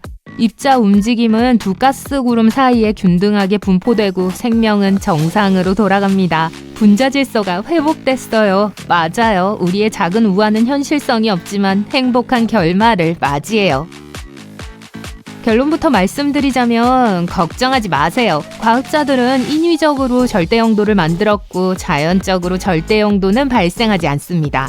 우주 어디에도 그런 온도는 존재하지 않아요. 기록적으로 낮은 온도의 우주에서 가장 멀고 어두운 구석에서도 입자의 움직임은 계속됩니다. 주변에는 항상 움직이며 서로 에너지를 공유하는 분자가 존재하기 때문에 절대 영도의 출현은 불가능합니다. 참고로 이 영상을 제작하는 과정에서 사람이나 동물, 충돌 테스트 더미 밥은 다치지 않았습니다. 만족하시죠? 다행이네요. 대부분의 사람들은 인간에겐 오감만 있다고 확신하죠. 하지만 그게 완전한 진실은 아니에요. 미각, 촉각, 후각, 시각, 청각이 우리가 가진 유일한 것들은 아니에요. 과학자들은 사람에겐 총 9개에서 20개의 감각이 있다고 주장해요. 여기엔 온도 감각, 따뜻함을 느끼는 감각, 평형 감각, 균형 감각이 있어요. 또 시간 감각도 있어요. 비록 모든 사람들이 마지막 걸 갖고 있는 건 아니지만 말이죠. 우린 8개의 다른 혈액형만 있다고 생각해왔었죠? 하지만 사실 30개 이상의 알려진 혈액형 계열이 있어요. 우리 밝은 면에서 제일 인기 있는 혈액형은 건강한 혈액형이에요. 아시겠어요?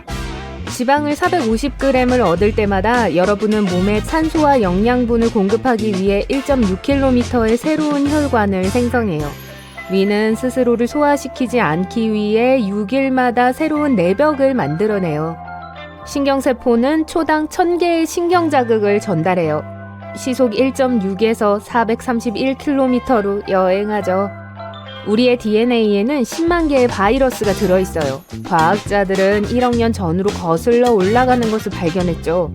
여러분의 몸은 가시광선을 방출해요. 여러분은 오후 4시에 제일 밝고 오전 10시에 빛이 제일 덜 밝아요. 안타깝게도 이 빛은 여러분의 눈이 볼 수 있는 것보다 1000배 덜 강해요. 땀은 대부분 단백질, 당, 암모니아 그리고 많은 다양한 물질들이 섞인 액체예요. 심지어 구리, 아연, 니켈, 철 등과 같은 미량의 금속도 포함하고 있죠. 땀이 짠맛이 나는 건 함유되어 있는 나트륨 때문이에요. 게다가 소금을 더 많이 먹을수록 땀은 더 짜요. 몸은 여분의 것들을 없애려고 하는데 가장 빠른 방법은 땀을 흘려 배출하는 거예요. 시속 3.2km로 걸었다면 453g을 빼려고 할 때 20시간을 계속 걸어야 할 거예요. 그리고 적도를 일주하는데 518일 하고도 8시간이 걸릴 거예요. 귀지는 사실 왁스가 아니에요. 지방, 피부세포, 땀, 그리고 먼지를 포함하고 있죠. 뇌는 생후 1년 동안 3배 더 커지고 25살이 되면 완전히 성숙한 상태가 돼요. 이것의 60%가 지방이에요. 뇌는 작은 전구를 작동시키기에 충분한 약 23W의 전기를 생산해요. 인간은 사실 멀티태스킹을 할 수 없어요. 뇌는 한 번에 한 가지 이상의 행동을 할 수 없어요. 그 사이를 왔다 갔다 하는데 이게 생각과 달리 시간을 절약해주지 못하며 여러분이 잘못할 가능성을 높이고 그 과정을 더 길어지게 해요. 시험을 봐야 하거나 중요한 일에 집중하려고 할 때 껌을 씹어보세요. 연구에 따르면 그게 여러분의 온전한 관심을 필요로 하는 일에 더 오랫동안 집중할 수 있게 돕는다고 해요.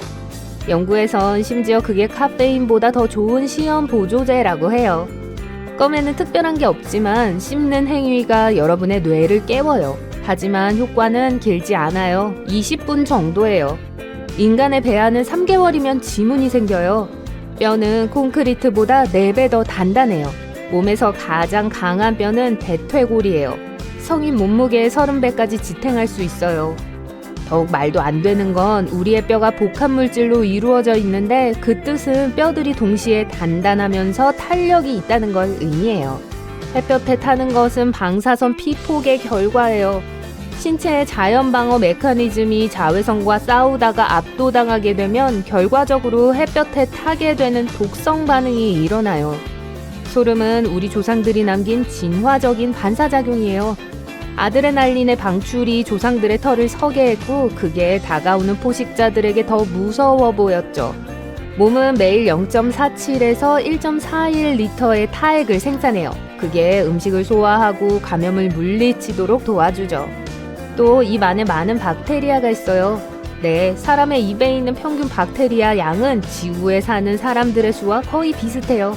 그거 소화하기 힘들겠네요. 각각의 사람들은 머리에 약 15만 개의 머리털을 갖고 있어요. 모든 가닥은 한 달에 약 1.27cm씩 자라요. 만약 각각의 머리카락에서 자라는 걸 더한다면 단 1년 만에 16km의 거리를 잴 수 있을 거예요. 또 머리카락은 여러분이 생각하는 것보다 훨씬 더 강해요. 한 가닥이 사과 하나의 무게인 85g을 들 수 있어요. 머리에 있는 모든 머리카락의 힘을 합치면 코끼리 2마리 정도의 무게를 지탱할 수 있어요. 해봅시다. 심장이 내는 고동 소리는 판막이 열고 닫히는 소리예요. 심장은 부상을 입지 않는 한 세포를 복제하지 않아요. 몸에서 피를 공급받지 않는 유일한 부분은 각막이에요. 공기를 통해 산소를 바로 얻죠. 똑바로 앉거나 서 있을 때 기분을 좋게 해주는 긍정적인 기억을 떠올리는 게 더 쉬워요. 어떤 사람들은 등을 곧게 펴고 바로 앉아 있으면 혈류를 증진시키고 뇌가 더 잘 기능할 수 있도록 더 많은 산소를 얻는다고 믿어요. 세상에서 가장 깊은 목소리를 가진 사람은 자신을 포함한 인간이 전혀 들을 수 없는 소리를 낼 수 있어요. 하지만 코끼리들은 이 소리를 들을 수 있어요. 정맥은 빛이 피부와 지방의 층을 통과해야 하기 때문에 파랗게 보이는 거예요. 피부는 빛이 피를 반사시키기 전에 백색빛의 많은 붉은 부분을 흩뿌려요. 이것으로 파란빛만 눈에 반사되죠. 후각상실증이 있는 사람은 냄새를 감지할 수 없어요. 환후는 반대되는 증상으로 실제로 존재하지 않는 냄새를 맡아요. 인간의 뇌에는 1000억 개의 뉴런이 있어요. 73%는 물이고 심장도 마찬가지예요. 그래서 뇌가 2%의 수분을 잃으면 피곤함을 느끼기 시작하죠.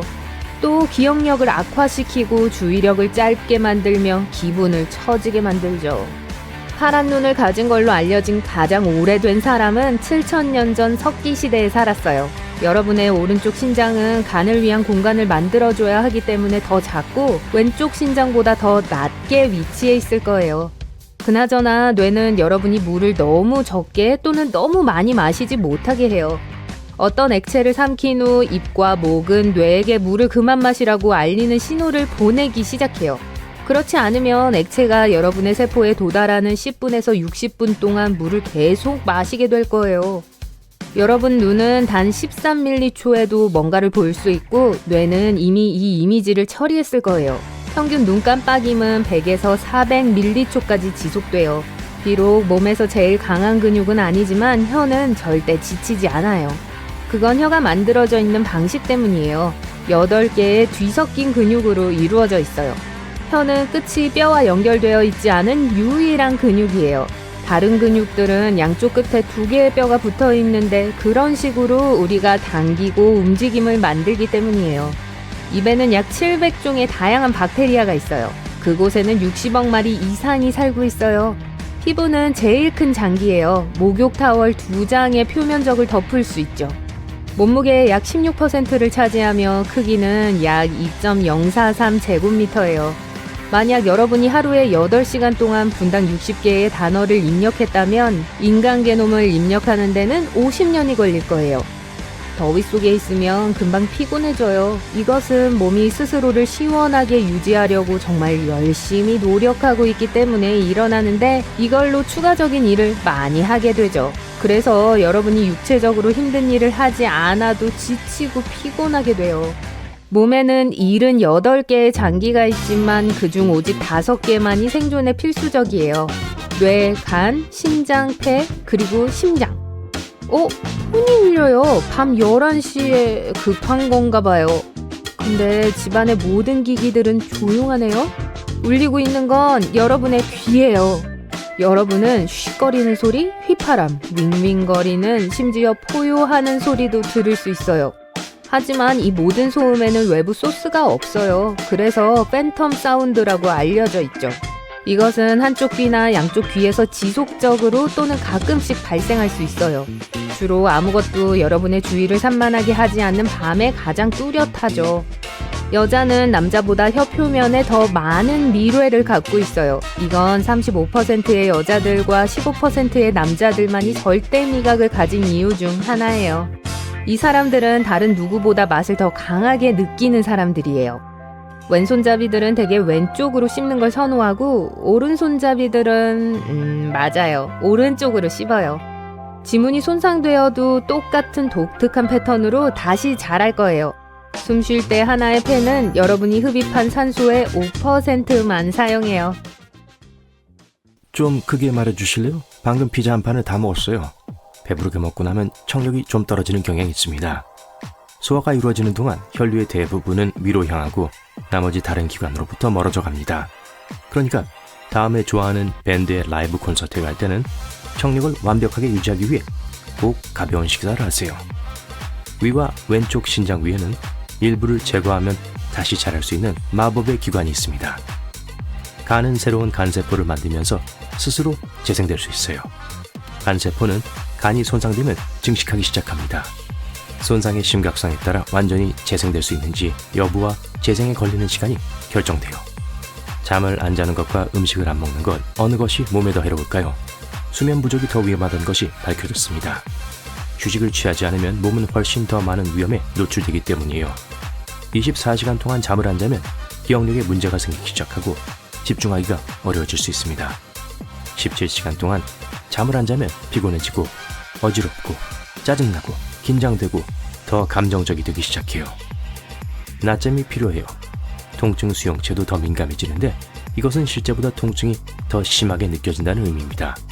그리고 청력에도 영향을 미칩니다. 뭐라고요? 반면에 몸은 여러분이 먹는 것을 멈췄다는 것을 깨닫기 전까지 음식 없이 24시간 동안 잘 지낼 수 있어요. 처음 8시간 동안 마지막으로 먹은 음식은 계속 소화합니다. 그 시간이 지나고 나면 에너지를 위해 저장된 지방을 사용하기 시작해요. 24시간 이상은 먹지 않으면 몸이 자신의 단백질을 먹기 시작한다는 것을 의미하는데 이것은 말 그대로 근육이 빠지기 시작한다는 거예요. 빗물이 항상 마시기에 안전한 것은 아닙니다. 빗물에는 해로운 박테리아와 바이러스가 들어있을 수도 있어요. 또한 오염이 심한 지역에선 다른 해로운 물질과 접촉할 수도 있습니다. 일부 지역사회는 빗물에만 의존하고 식수의 주요 공급원이에요. 그렇다면 빗물의 다른 건강상의 이점이 있을까요? 그렇진 않아요. 현재 연구 결과에 따르면요. 그런 위험한 물질 중 일부는 끓이면 빗물에서 제거될 수도 있지만 만약의 경우에 대비해서 사람이 마시기에 100% 안전한 공급원의 물만 마시는 것이 가장 좋습니다. 우리는 주로 체온을 조절하고 수분을 보충하기 위해 땀을 생산합니다. 예를 들어 손바닥 땀은 물건을 더 잘 잡을 수 있게 해주죠. 하지만 땀은 그저 피부에 나타난 것이 아닙니다. 우리 몸에 있는 약 500만 개의 모공에서 나와요. 우리는 말 그대로 매일 우리 몸뼈의 4분의 1을 밟고 다닙니다. 우리 몸에는 200개가 조금 넘는 뼈가 있지만 그중 약 4분의 1은 매우 작고 놀라운 부위에 있어요. 발이죠. 한 발에 26개의 뼈가 있어서 양쪽 발에 52개의 뼈가 있습니다. 눈은 다양한 이유로 눈물을 생산해요. 감염으로부터 눈을 보호하거나 연기와 먼지와 같은 불순물을 없애고 속상한 일이 있을 때 돼요. 하지만 우리가 생산하는 눈물의 양은 매우 놀랍습니다. 1년에 최대 113리터에 달해요. 그건 욕조를 채우기에 충분해요. 와, 마음이 아프네요. 혈압은 우리가 일어나기 몇 시간 전에 잠에서 깹니다. 왜냐하면 아침에 우리 몸은 아드레날린과 노르아드레날린과 같은 많은 호르몬을 생산하기 때문이죠. 이 호르몬은 우리가 아침 시간 동안 필요로 하는 에너지를 증가시키는 것을 돕지만 또한 혈압을 증가시킵니다. 혈압은 보통 아침 6시에서 정오 사이에 더 높아요.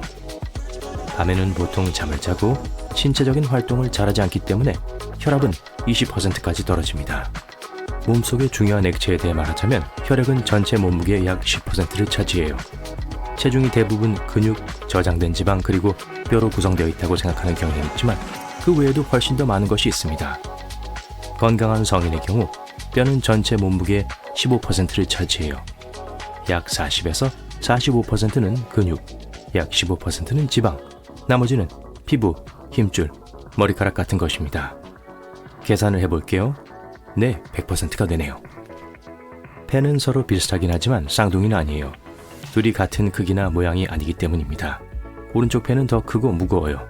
그건 심장 때문인데 심장이 왼쪽으로 약간 기울어 있기 때문이에요. 그래서 왼쪽 폐에서는 심장 아픈이라고 불리는 작게 움푹 파인 자국이 있습니다. 오른쪽 폐가 더 클 수도 있지만 간을 위한 공간을 만들어야 하기 때문에 조금 더 짧아요. 우리 몸의 많은 신체 치수는 놀라울 정도로 매우 대칭적입니다. 양팔을 양쪽으로 벌리고 손끝 사이의 거리를 측정하면 여러분의 키를 알 수 있어요. 이러한 유사한 측정값을 바탕으로 전문가들은 심지어 고대 인간이 어떤 모습이었는지에 대한 이론도 세울 수 있어요. 인간은 이성의 관심을 끌기 위해 더 매력적이고 더 건강하게 보이도록 진화해 왔습니다.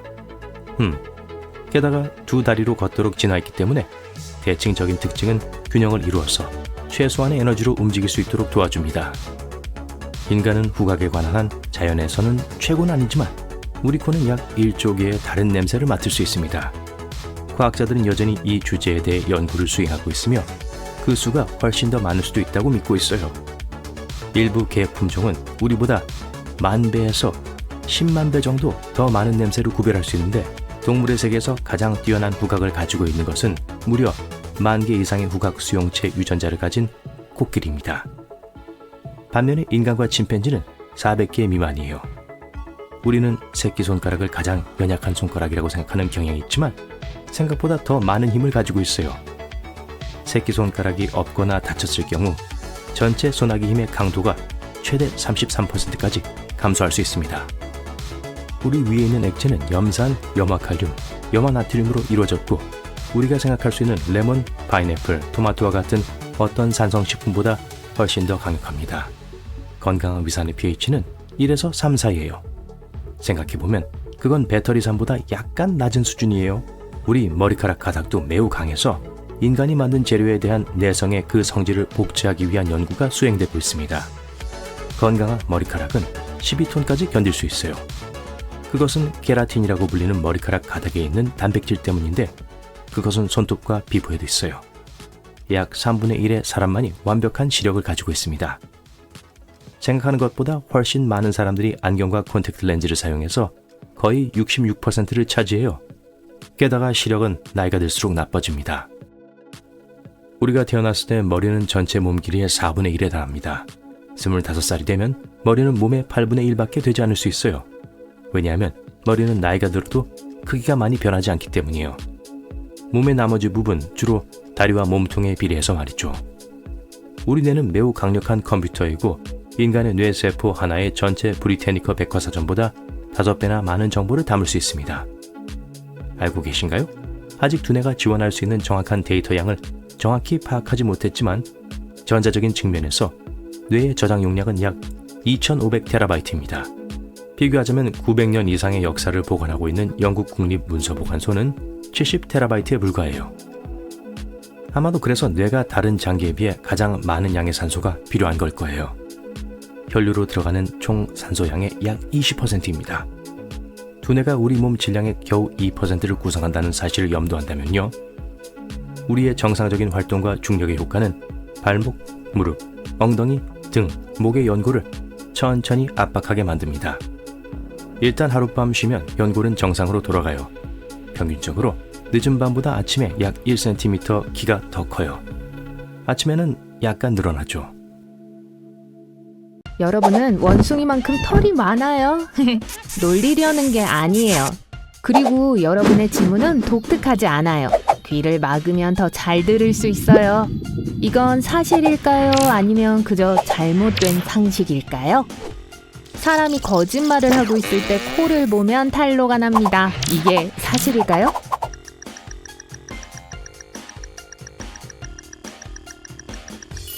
네, 그라나다 대학의 연구원들은 사람들이 거짓말을 할 때 코 주변과 눈 안쪽 코너의 온도가 높아진다는 것을 발견했습니다. 이 현상은 피노키오 효과라고 이름 붙여졌어요. 이건 어때요? 인간은 침팬지만큼 몸에 털이 많습니다. 이걸 믿을 수 있나요?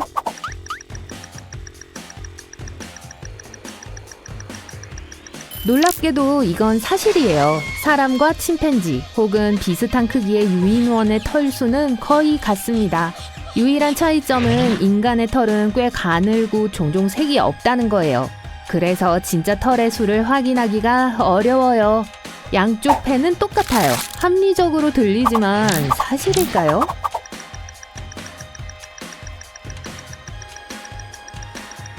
잘못된 상식이에요. 왼쪽 폐는 2개의 옆으로 구성되어 있는 반면 오른쪽 폐는 3부분으로 나뉘어 있습니다. 게다가 왼쪽에 있는 폐는 심장을 위한 공간을 만들기 위해 조금 더 작아요. 그리고 폐에는 약 2,400km 길이의 기도가 있어요. 뉴욕과 로스앤젤레스 사이 거리의 절반 이상이죠.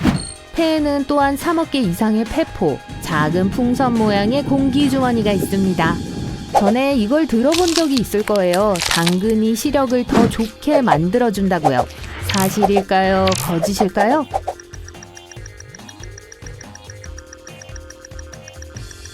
안타깝지만 이건 사실이 아닙니다. 당근을 먹는다고 밤눈이 밝아지지도 않아요. 하지만 당근은 정말 비타민 A로 가득 차 있습니다. 그건 몸에 이롭고 눈을 보호해요. 하지만 당근을 아무리 많이 먹는다고 해도 안경을 써야 하는 걸 막을 수는 없습니다.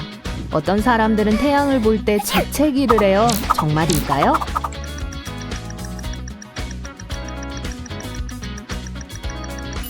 사실입니다. 약 25%의 사람들이 햇빛에 대한 흥미로운 반응을 보입니다. 재채기를 해요. 이 현상은 심지어 이름도 갖고 있어요. 빛 재채기 반사라고 합니다. 몸의 털을 깎으면 털이 더 진하고 두껍게 자랍니다. 이게 사실일까요?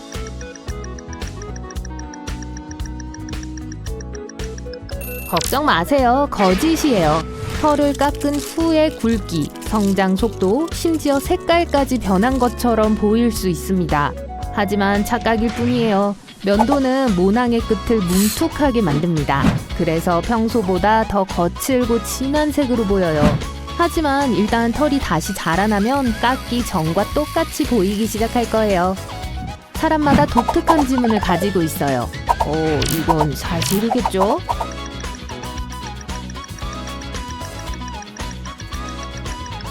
문제는 과학자들이 각각의 지문이 완전히 독특하다는 것을 증명할 수 없다는 것입니다.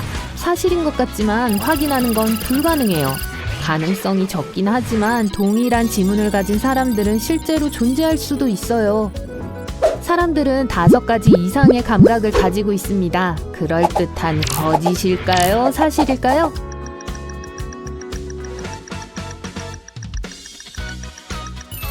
다섯 가지 감각이 있는 건 분명해요. 시각, 후각, 촉각, 청각, 미각이죠. 하지만 열을 감지하는 열감각은 어때요? 통증을 인식하는 통각은요? 사람들의 몸을 인식하는 감각인 자기 수용 감각은요? 눈을 감고도 코를 만질 수 있죠? 그게 바로 자기 수용 감각이에요. 이 밖에도 훨씬 더 많은 감각이 있어요. 어떤 전문가들은 사람들이 21가지에서 쉬운 3가지의 감각을 가지고 있다고 말합니다. 물속에서 오랜 시간을 보낸 후에 손가락이 쭈글쭈글해지는 건 안전을 위해서예요. 이건 사실일까요? 여러분의 생각은 어때요?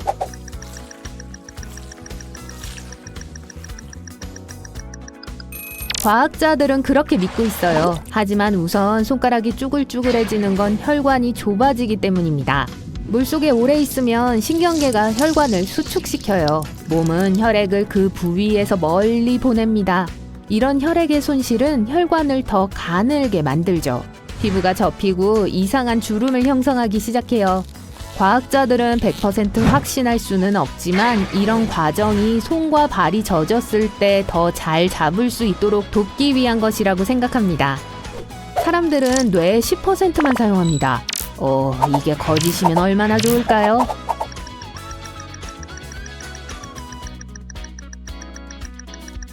거짓이에요. 우리는 매일 거의 100%의 뇌를 사용한다고 합니다.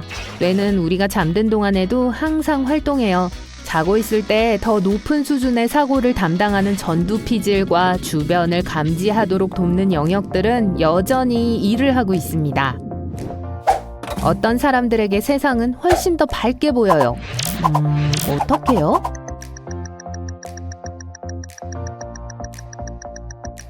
그건 사실이에요. 보통 사람의 눈에는 세 종류의 원추세포가 있습니다. 이 원뿔은 파란색, 빨간색 및 녹색 스펙트럼의 색상을 인식하는 데 도움이 돼요. 덕분에 대부분의 사람들은 약 100만 개의 다른 색조를 구별할 수 있습니다. 하지만 사색형 색각을 가진 사람들은 눈에 4개의 원뿔을 가지고 있어요. 이 기능 덕분에 그들은 1억 개의 다른 색을 볼 수 있어요. 이런 시력 이상은 극히 드문 현상입니다. 그리고 남성보다는 여성에게 더 자주 발생해요. 그런데 흥미로운 사실이 뭔지 아세요? 사색형 색각을 가진 대부분의 사람들은 자신들이 세상을 다른 사람들보다 더 밝게 본다는 걸 깨닫지도 못합니다. 때때로 귀를 막으면 더 잘 들을 수 있어요. 모순되게 들리지만 사실일까요?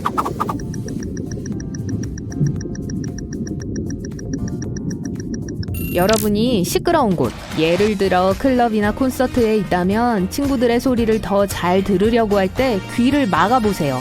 2주, 귓구멍 앞쪽에 있는 뾰족한 피부로 덮인 연고를 귀 안으로 밀어 넣으세요. 그러고 나서 귀를 친구 쪽으로 향합니다. 들리시죠? 재채기를 막을 수 있어요. 그거 참 편리하겠는데? 사실일까요?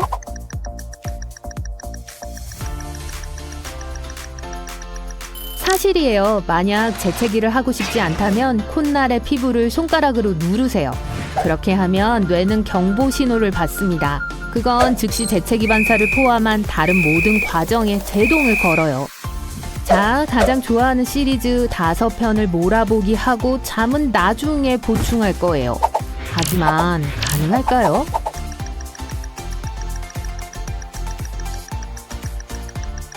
안타깝지만 아니에요.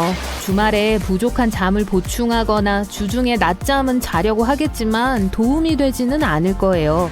우리 몸은 이런 식으로 작동하지 않습니다. 전날 밤에 충분한 잠을 자지 못했거나 정말 늦게 잠자리에 들었다면 정오까지 잔다고 해도 도움이 되지 않아요. 설상가상으로 너무 많은 수면은 몸을 더욱 피곤하게 할 거예요. 어떤 사람들은 다른 사람들보다 갈비뼈가 더 많아요. 사실인가요?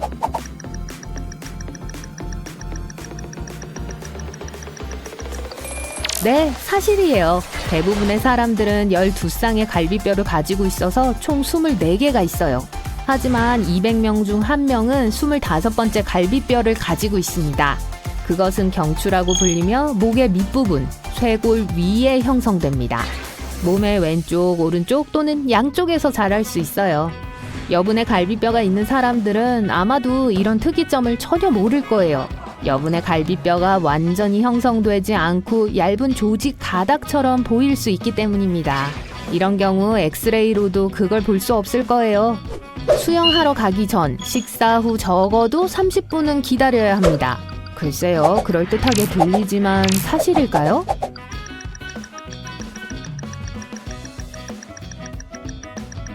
사실이 아니에요. 이 주장의 이면에 있는 일반적인 생각은 많은 양의 식사를 하면 소화 과정을 돕기 위해 혈액이 위를 향해 흐른다는 거예요. 그러면 근육에 충분한 혈액이 공급되지 않아 경련이 일어난다는 거죠. 하지만 실제로 무언가를 먹고 바로 수영하는 건 전혀 위험하지 않습니다. 혈액은 심각한 문제를 일으킬 만큼 한쪽으로 몰리지 않아요. 어떤 사람들의 코 고는 소리는 작동하고 있는 주방기구보다 더 요란할 수 있어요. 이건 사실일까요?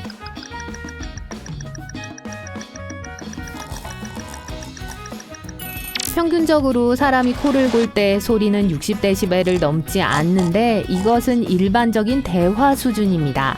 하지만 때때로 코 고는 소리가 80dB에 이를 수 있어요. 이건 작동 중인 믹서기만큼이나 요란해요. 모든 사람이 동공이 둥근 건 아니에요. 이게 사실일까요?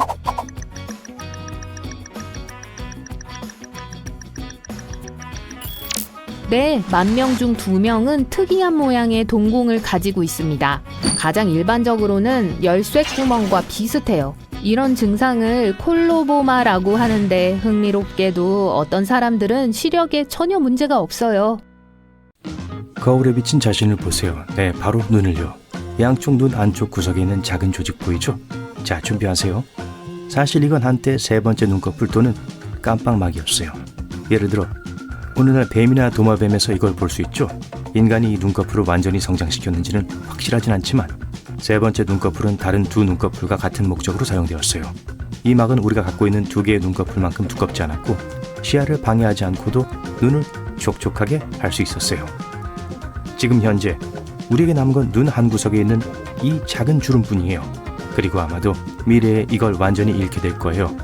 그리고 어쩌면 마침내 하룻밤 사이에 눈에 형성되는 그 불쾌한 눈곱이 끼인 채로 깨는 일이 없을지도 몰라요. 자, 계속 거울 앞에 있으면서 아래를 보세요. 더 아래, 네, 발가락이에요. 안녕하고 그냥 작별 인사해주세요. 과학자들은 다소 먼 미래에 우리가 발가락을 완전히 잃게 될 거라고 믿어요. 우리의 조상인 고대 영장류는 나무를 더 효율적으로 타기 위해 발가락이 필요했어요. 나뭇가지를 잡기 위해 손과 발을 모두 사용했죠. 오늘날 대부분의 원숭이와 유인원에서 볼 수 있어요. 길고 유연한 발가락과 나뭇가지에 매달릴 수 있는 더 넓적한 발을 갖고 있어요. 이들의 발 기동성도 필요하다면 땅에서 물건을 잡을 수 있게 해주죠. 우리 인간에겐 심지어 바닥에 떨어진 펜을 발가락으로 드는 것조차 복잡한 작업이지만 영장류 친척들에겐 그렇지 않죠. 인간은 다른 길을 따라 진화해왔어요. 직립보행을 시작했고 나무에서 내려왔어요. 시간이 지남에 따라 단단한 발과 짧은 발가락을 더 필요로 하게 되었죠. 오늘날 여전히 발꿈치에서 발끝으로 움직일 때 균형을 위해 발가락을 사용하지만 우리의 균형은 이제 훨씬 더 중심에 있어요. 처음에는 발 안쪽을 향해 움직였고 그 결과 새끼발가락이 아주 작아졌죠. 그리고 엄지발가락은 엄청 커졌죠. 하지만 균형이 발가락에서 완전히 멀어지면서 미래의 발가락이 서로 융합될 가능성이 더 커요. 이제 돌아서서 여러분의 멋진 뒤태를 보세요. 만약 스케이트보드에서 떨어지거나 얼음판에서 미끄러져 본 적이 있다면 단단한 표면에 꼬리뼈를 부딪히는 게 얼마나 끔찍한 일인지 기억할 거예요. 다행히도 과학자들은 진화의 과정에서 이게 곧 사라질 것이라고 예측해요. 꼬리뼈도 영장류 조상들이 남긴 특징이에요. 또다시 그들은 나뭇가지 사이에서 더 많은 이동성을 얻기 위해 꼬리가 필요했고 이걸 나무에서 나무로 몸을 스윙하는 데 썼어요. 인간의 꼬리가 언제 떨어져서 다시 죽지 못했는지 말하기는 어렵지만 사실은 사실이에요. 우리가 나무들 위를 뛰어다니던 시절을 떠올리게 하는 그 영광스러운 유일한 것은 우리 뒤 아래쪽 끝에 있는 꽤 쓸모없는 뼈예요. 좋아요. 이제 얼굴로 돌아왔죠. 입을 벌리고 아라고 해보세요.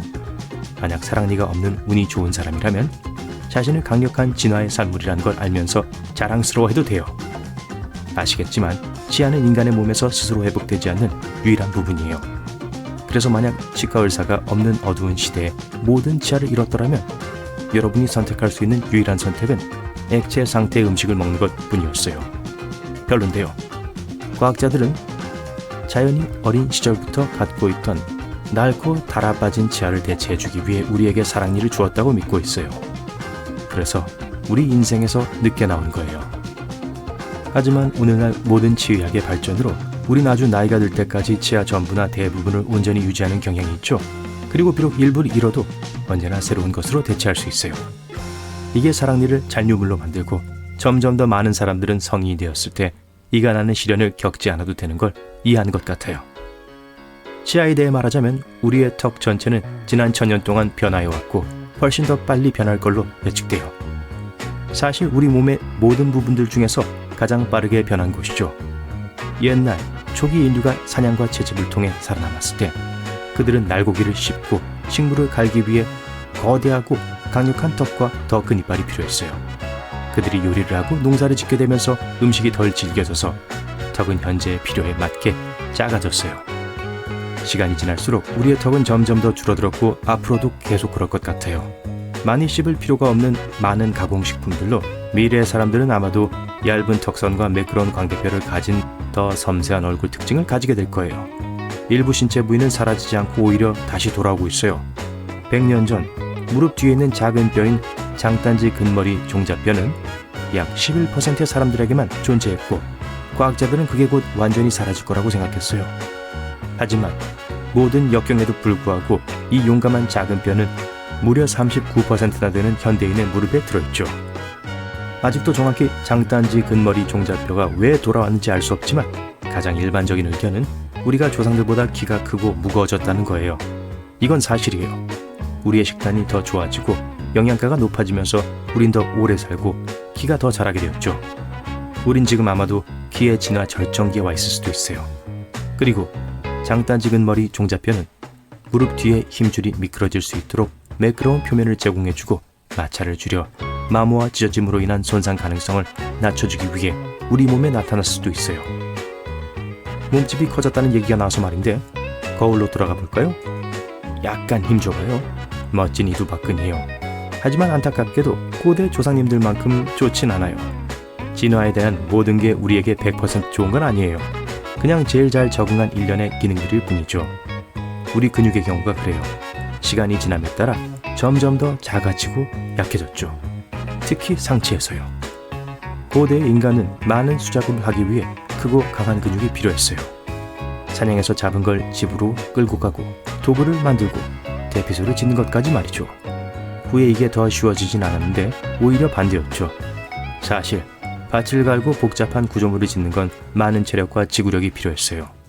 하지만 기술의 발전이 왕을 누리기 시작하면서 물리적 능력은 두뇌의 힘으로 대체되었고 기계는 우리 대신 많은 일을 하기 시작했는데 대부분은 우리보다 훨씬 더 나았죠.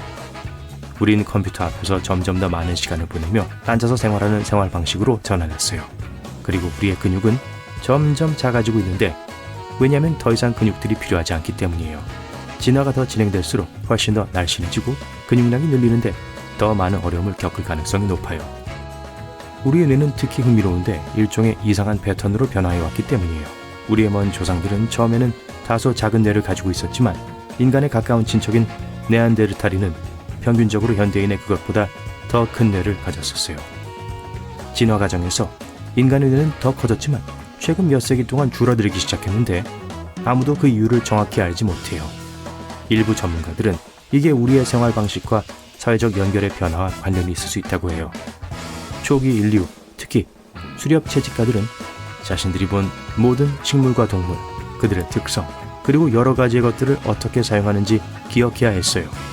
그들은 부모가 알고 있는 모든 걸 배우고 스스로 더 많은 걸 알아내야 했기 때문에 더 박학다식했어요. 현대 인류는 특정 분야에 더 전문화되어 있고 좁은 주제를 더 깊이 파고들며 나머지는 동료들에게 의존하죠. 고대 인류는 누구나 잠재적으로 다른 사람을 대체할 수 있는 그룹으로 일했던 반면 우린 각 구성원이 각자의 특정한 임무를 가지고 있으며 대체할 수 없는 팀으로 모이죠. 그래도 뇌의 크기는 그다지 중요하지 않은 것 같아요. 왜냐하면 예를 들어 범고래와 코끼리는 우리보다 더 큰 뇌를 가지고 있지만 우리보다 똑똑하진 않거든요. 더 행복할까요? 네, 그럴 거예요. 그리고 만약 우리가 미지의 것, 즉 오늘로부터 1000년 후의 일을 모험한다면 꽤 믿을 수 없는 특성들을 발전시킬지도 몰라요.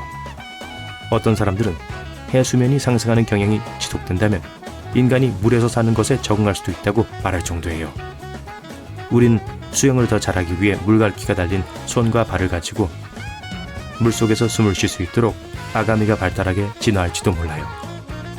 또는 만약 우주로 가서 다른 행성들을 식민지로 만들기 시작한다면 불가피하게 그 조건에 적응해야 할 거예요. 예를 들어 화성은 중력이 낮고 기후가 훨씬 더 추워요. 아마도 인간의 키를 더 크게 하고 더 가볍게 만들겠지만 또 따뜻하게 유지하기 위해 훨씬 더 많은 채모를 자라게 할 수도 있어요. 그리고 더 강한 중력과 더 높은 온도를 가진 행성들은 반대로 인간을 건장하고 튼튼하고 아마도 털이 없는 생명체로 만들게 할 거예요. 가능성은 무한하죠.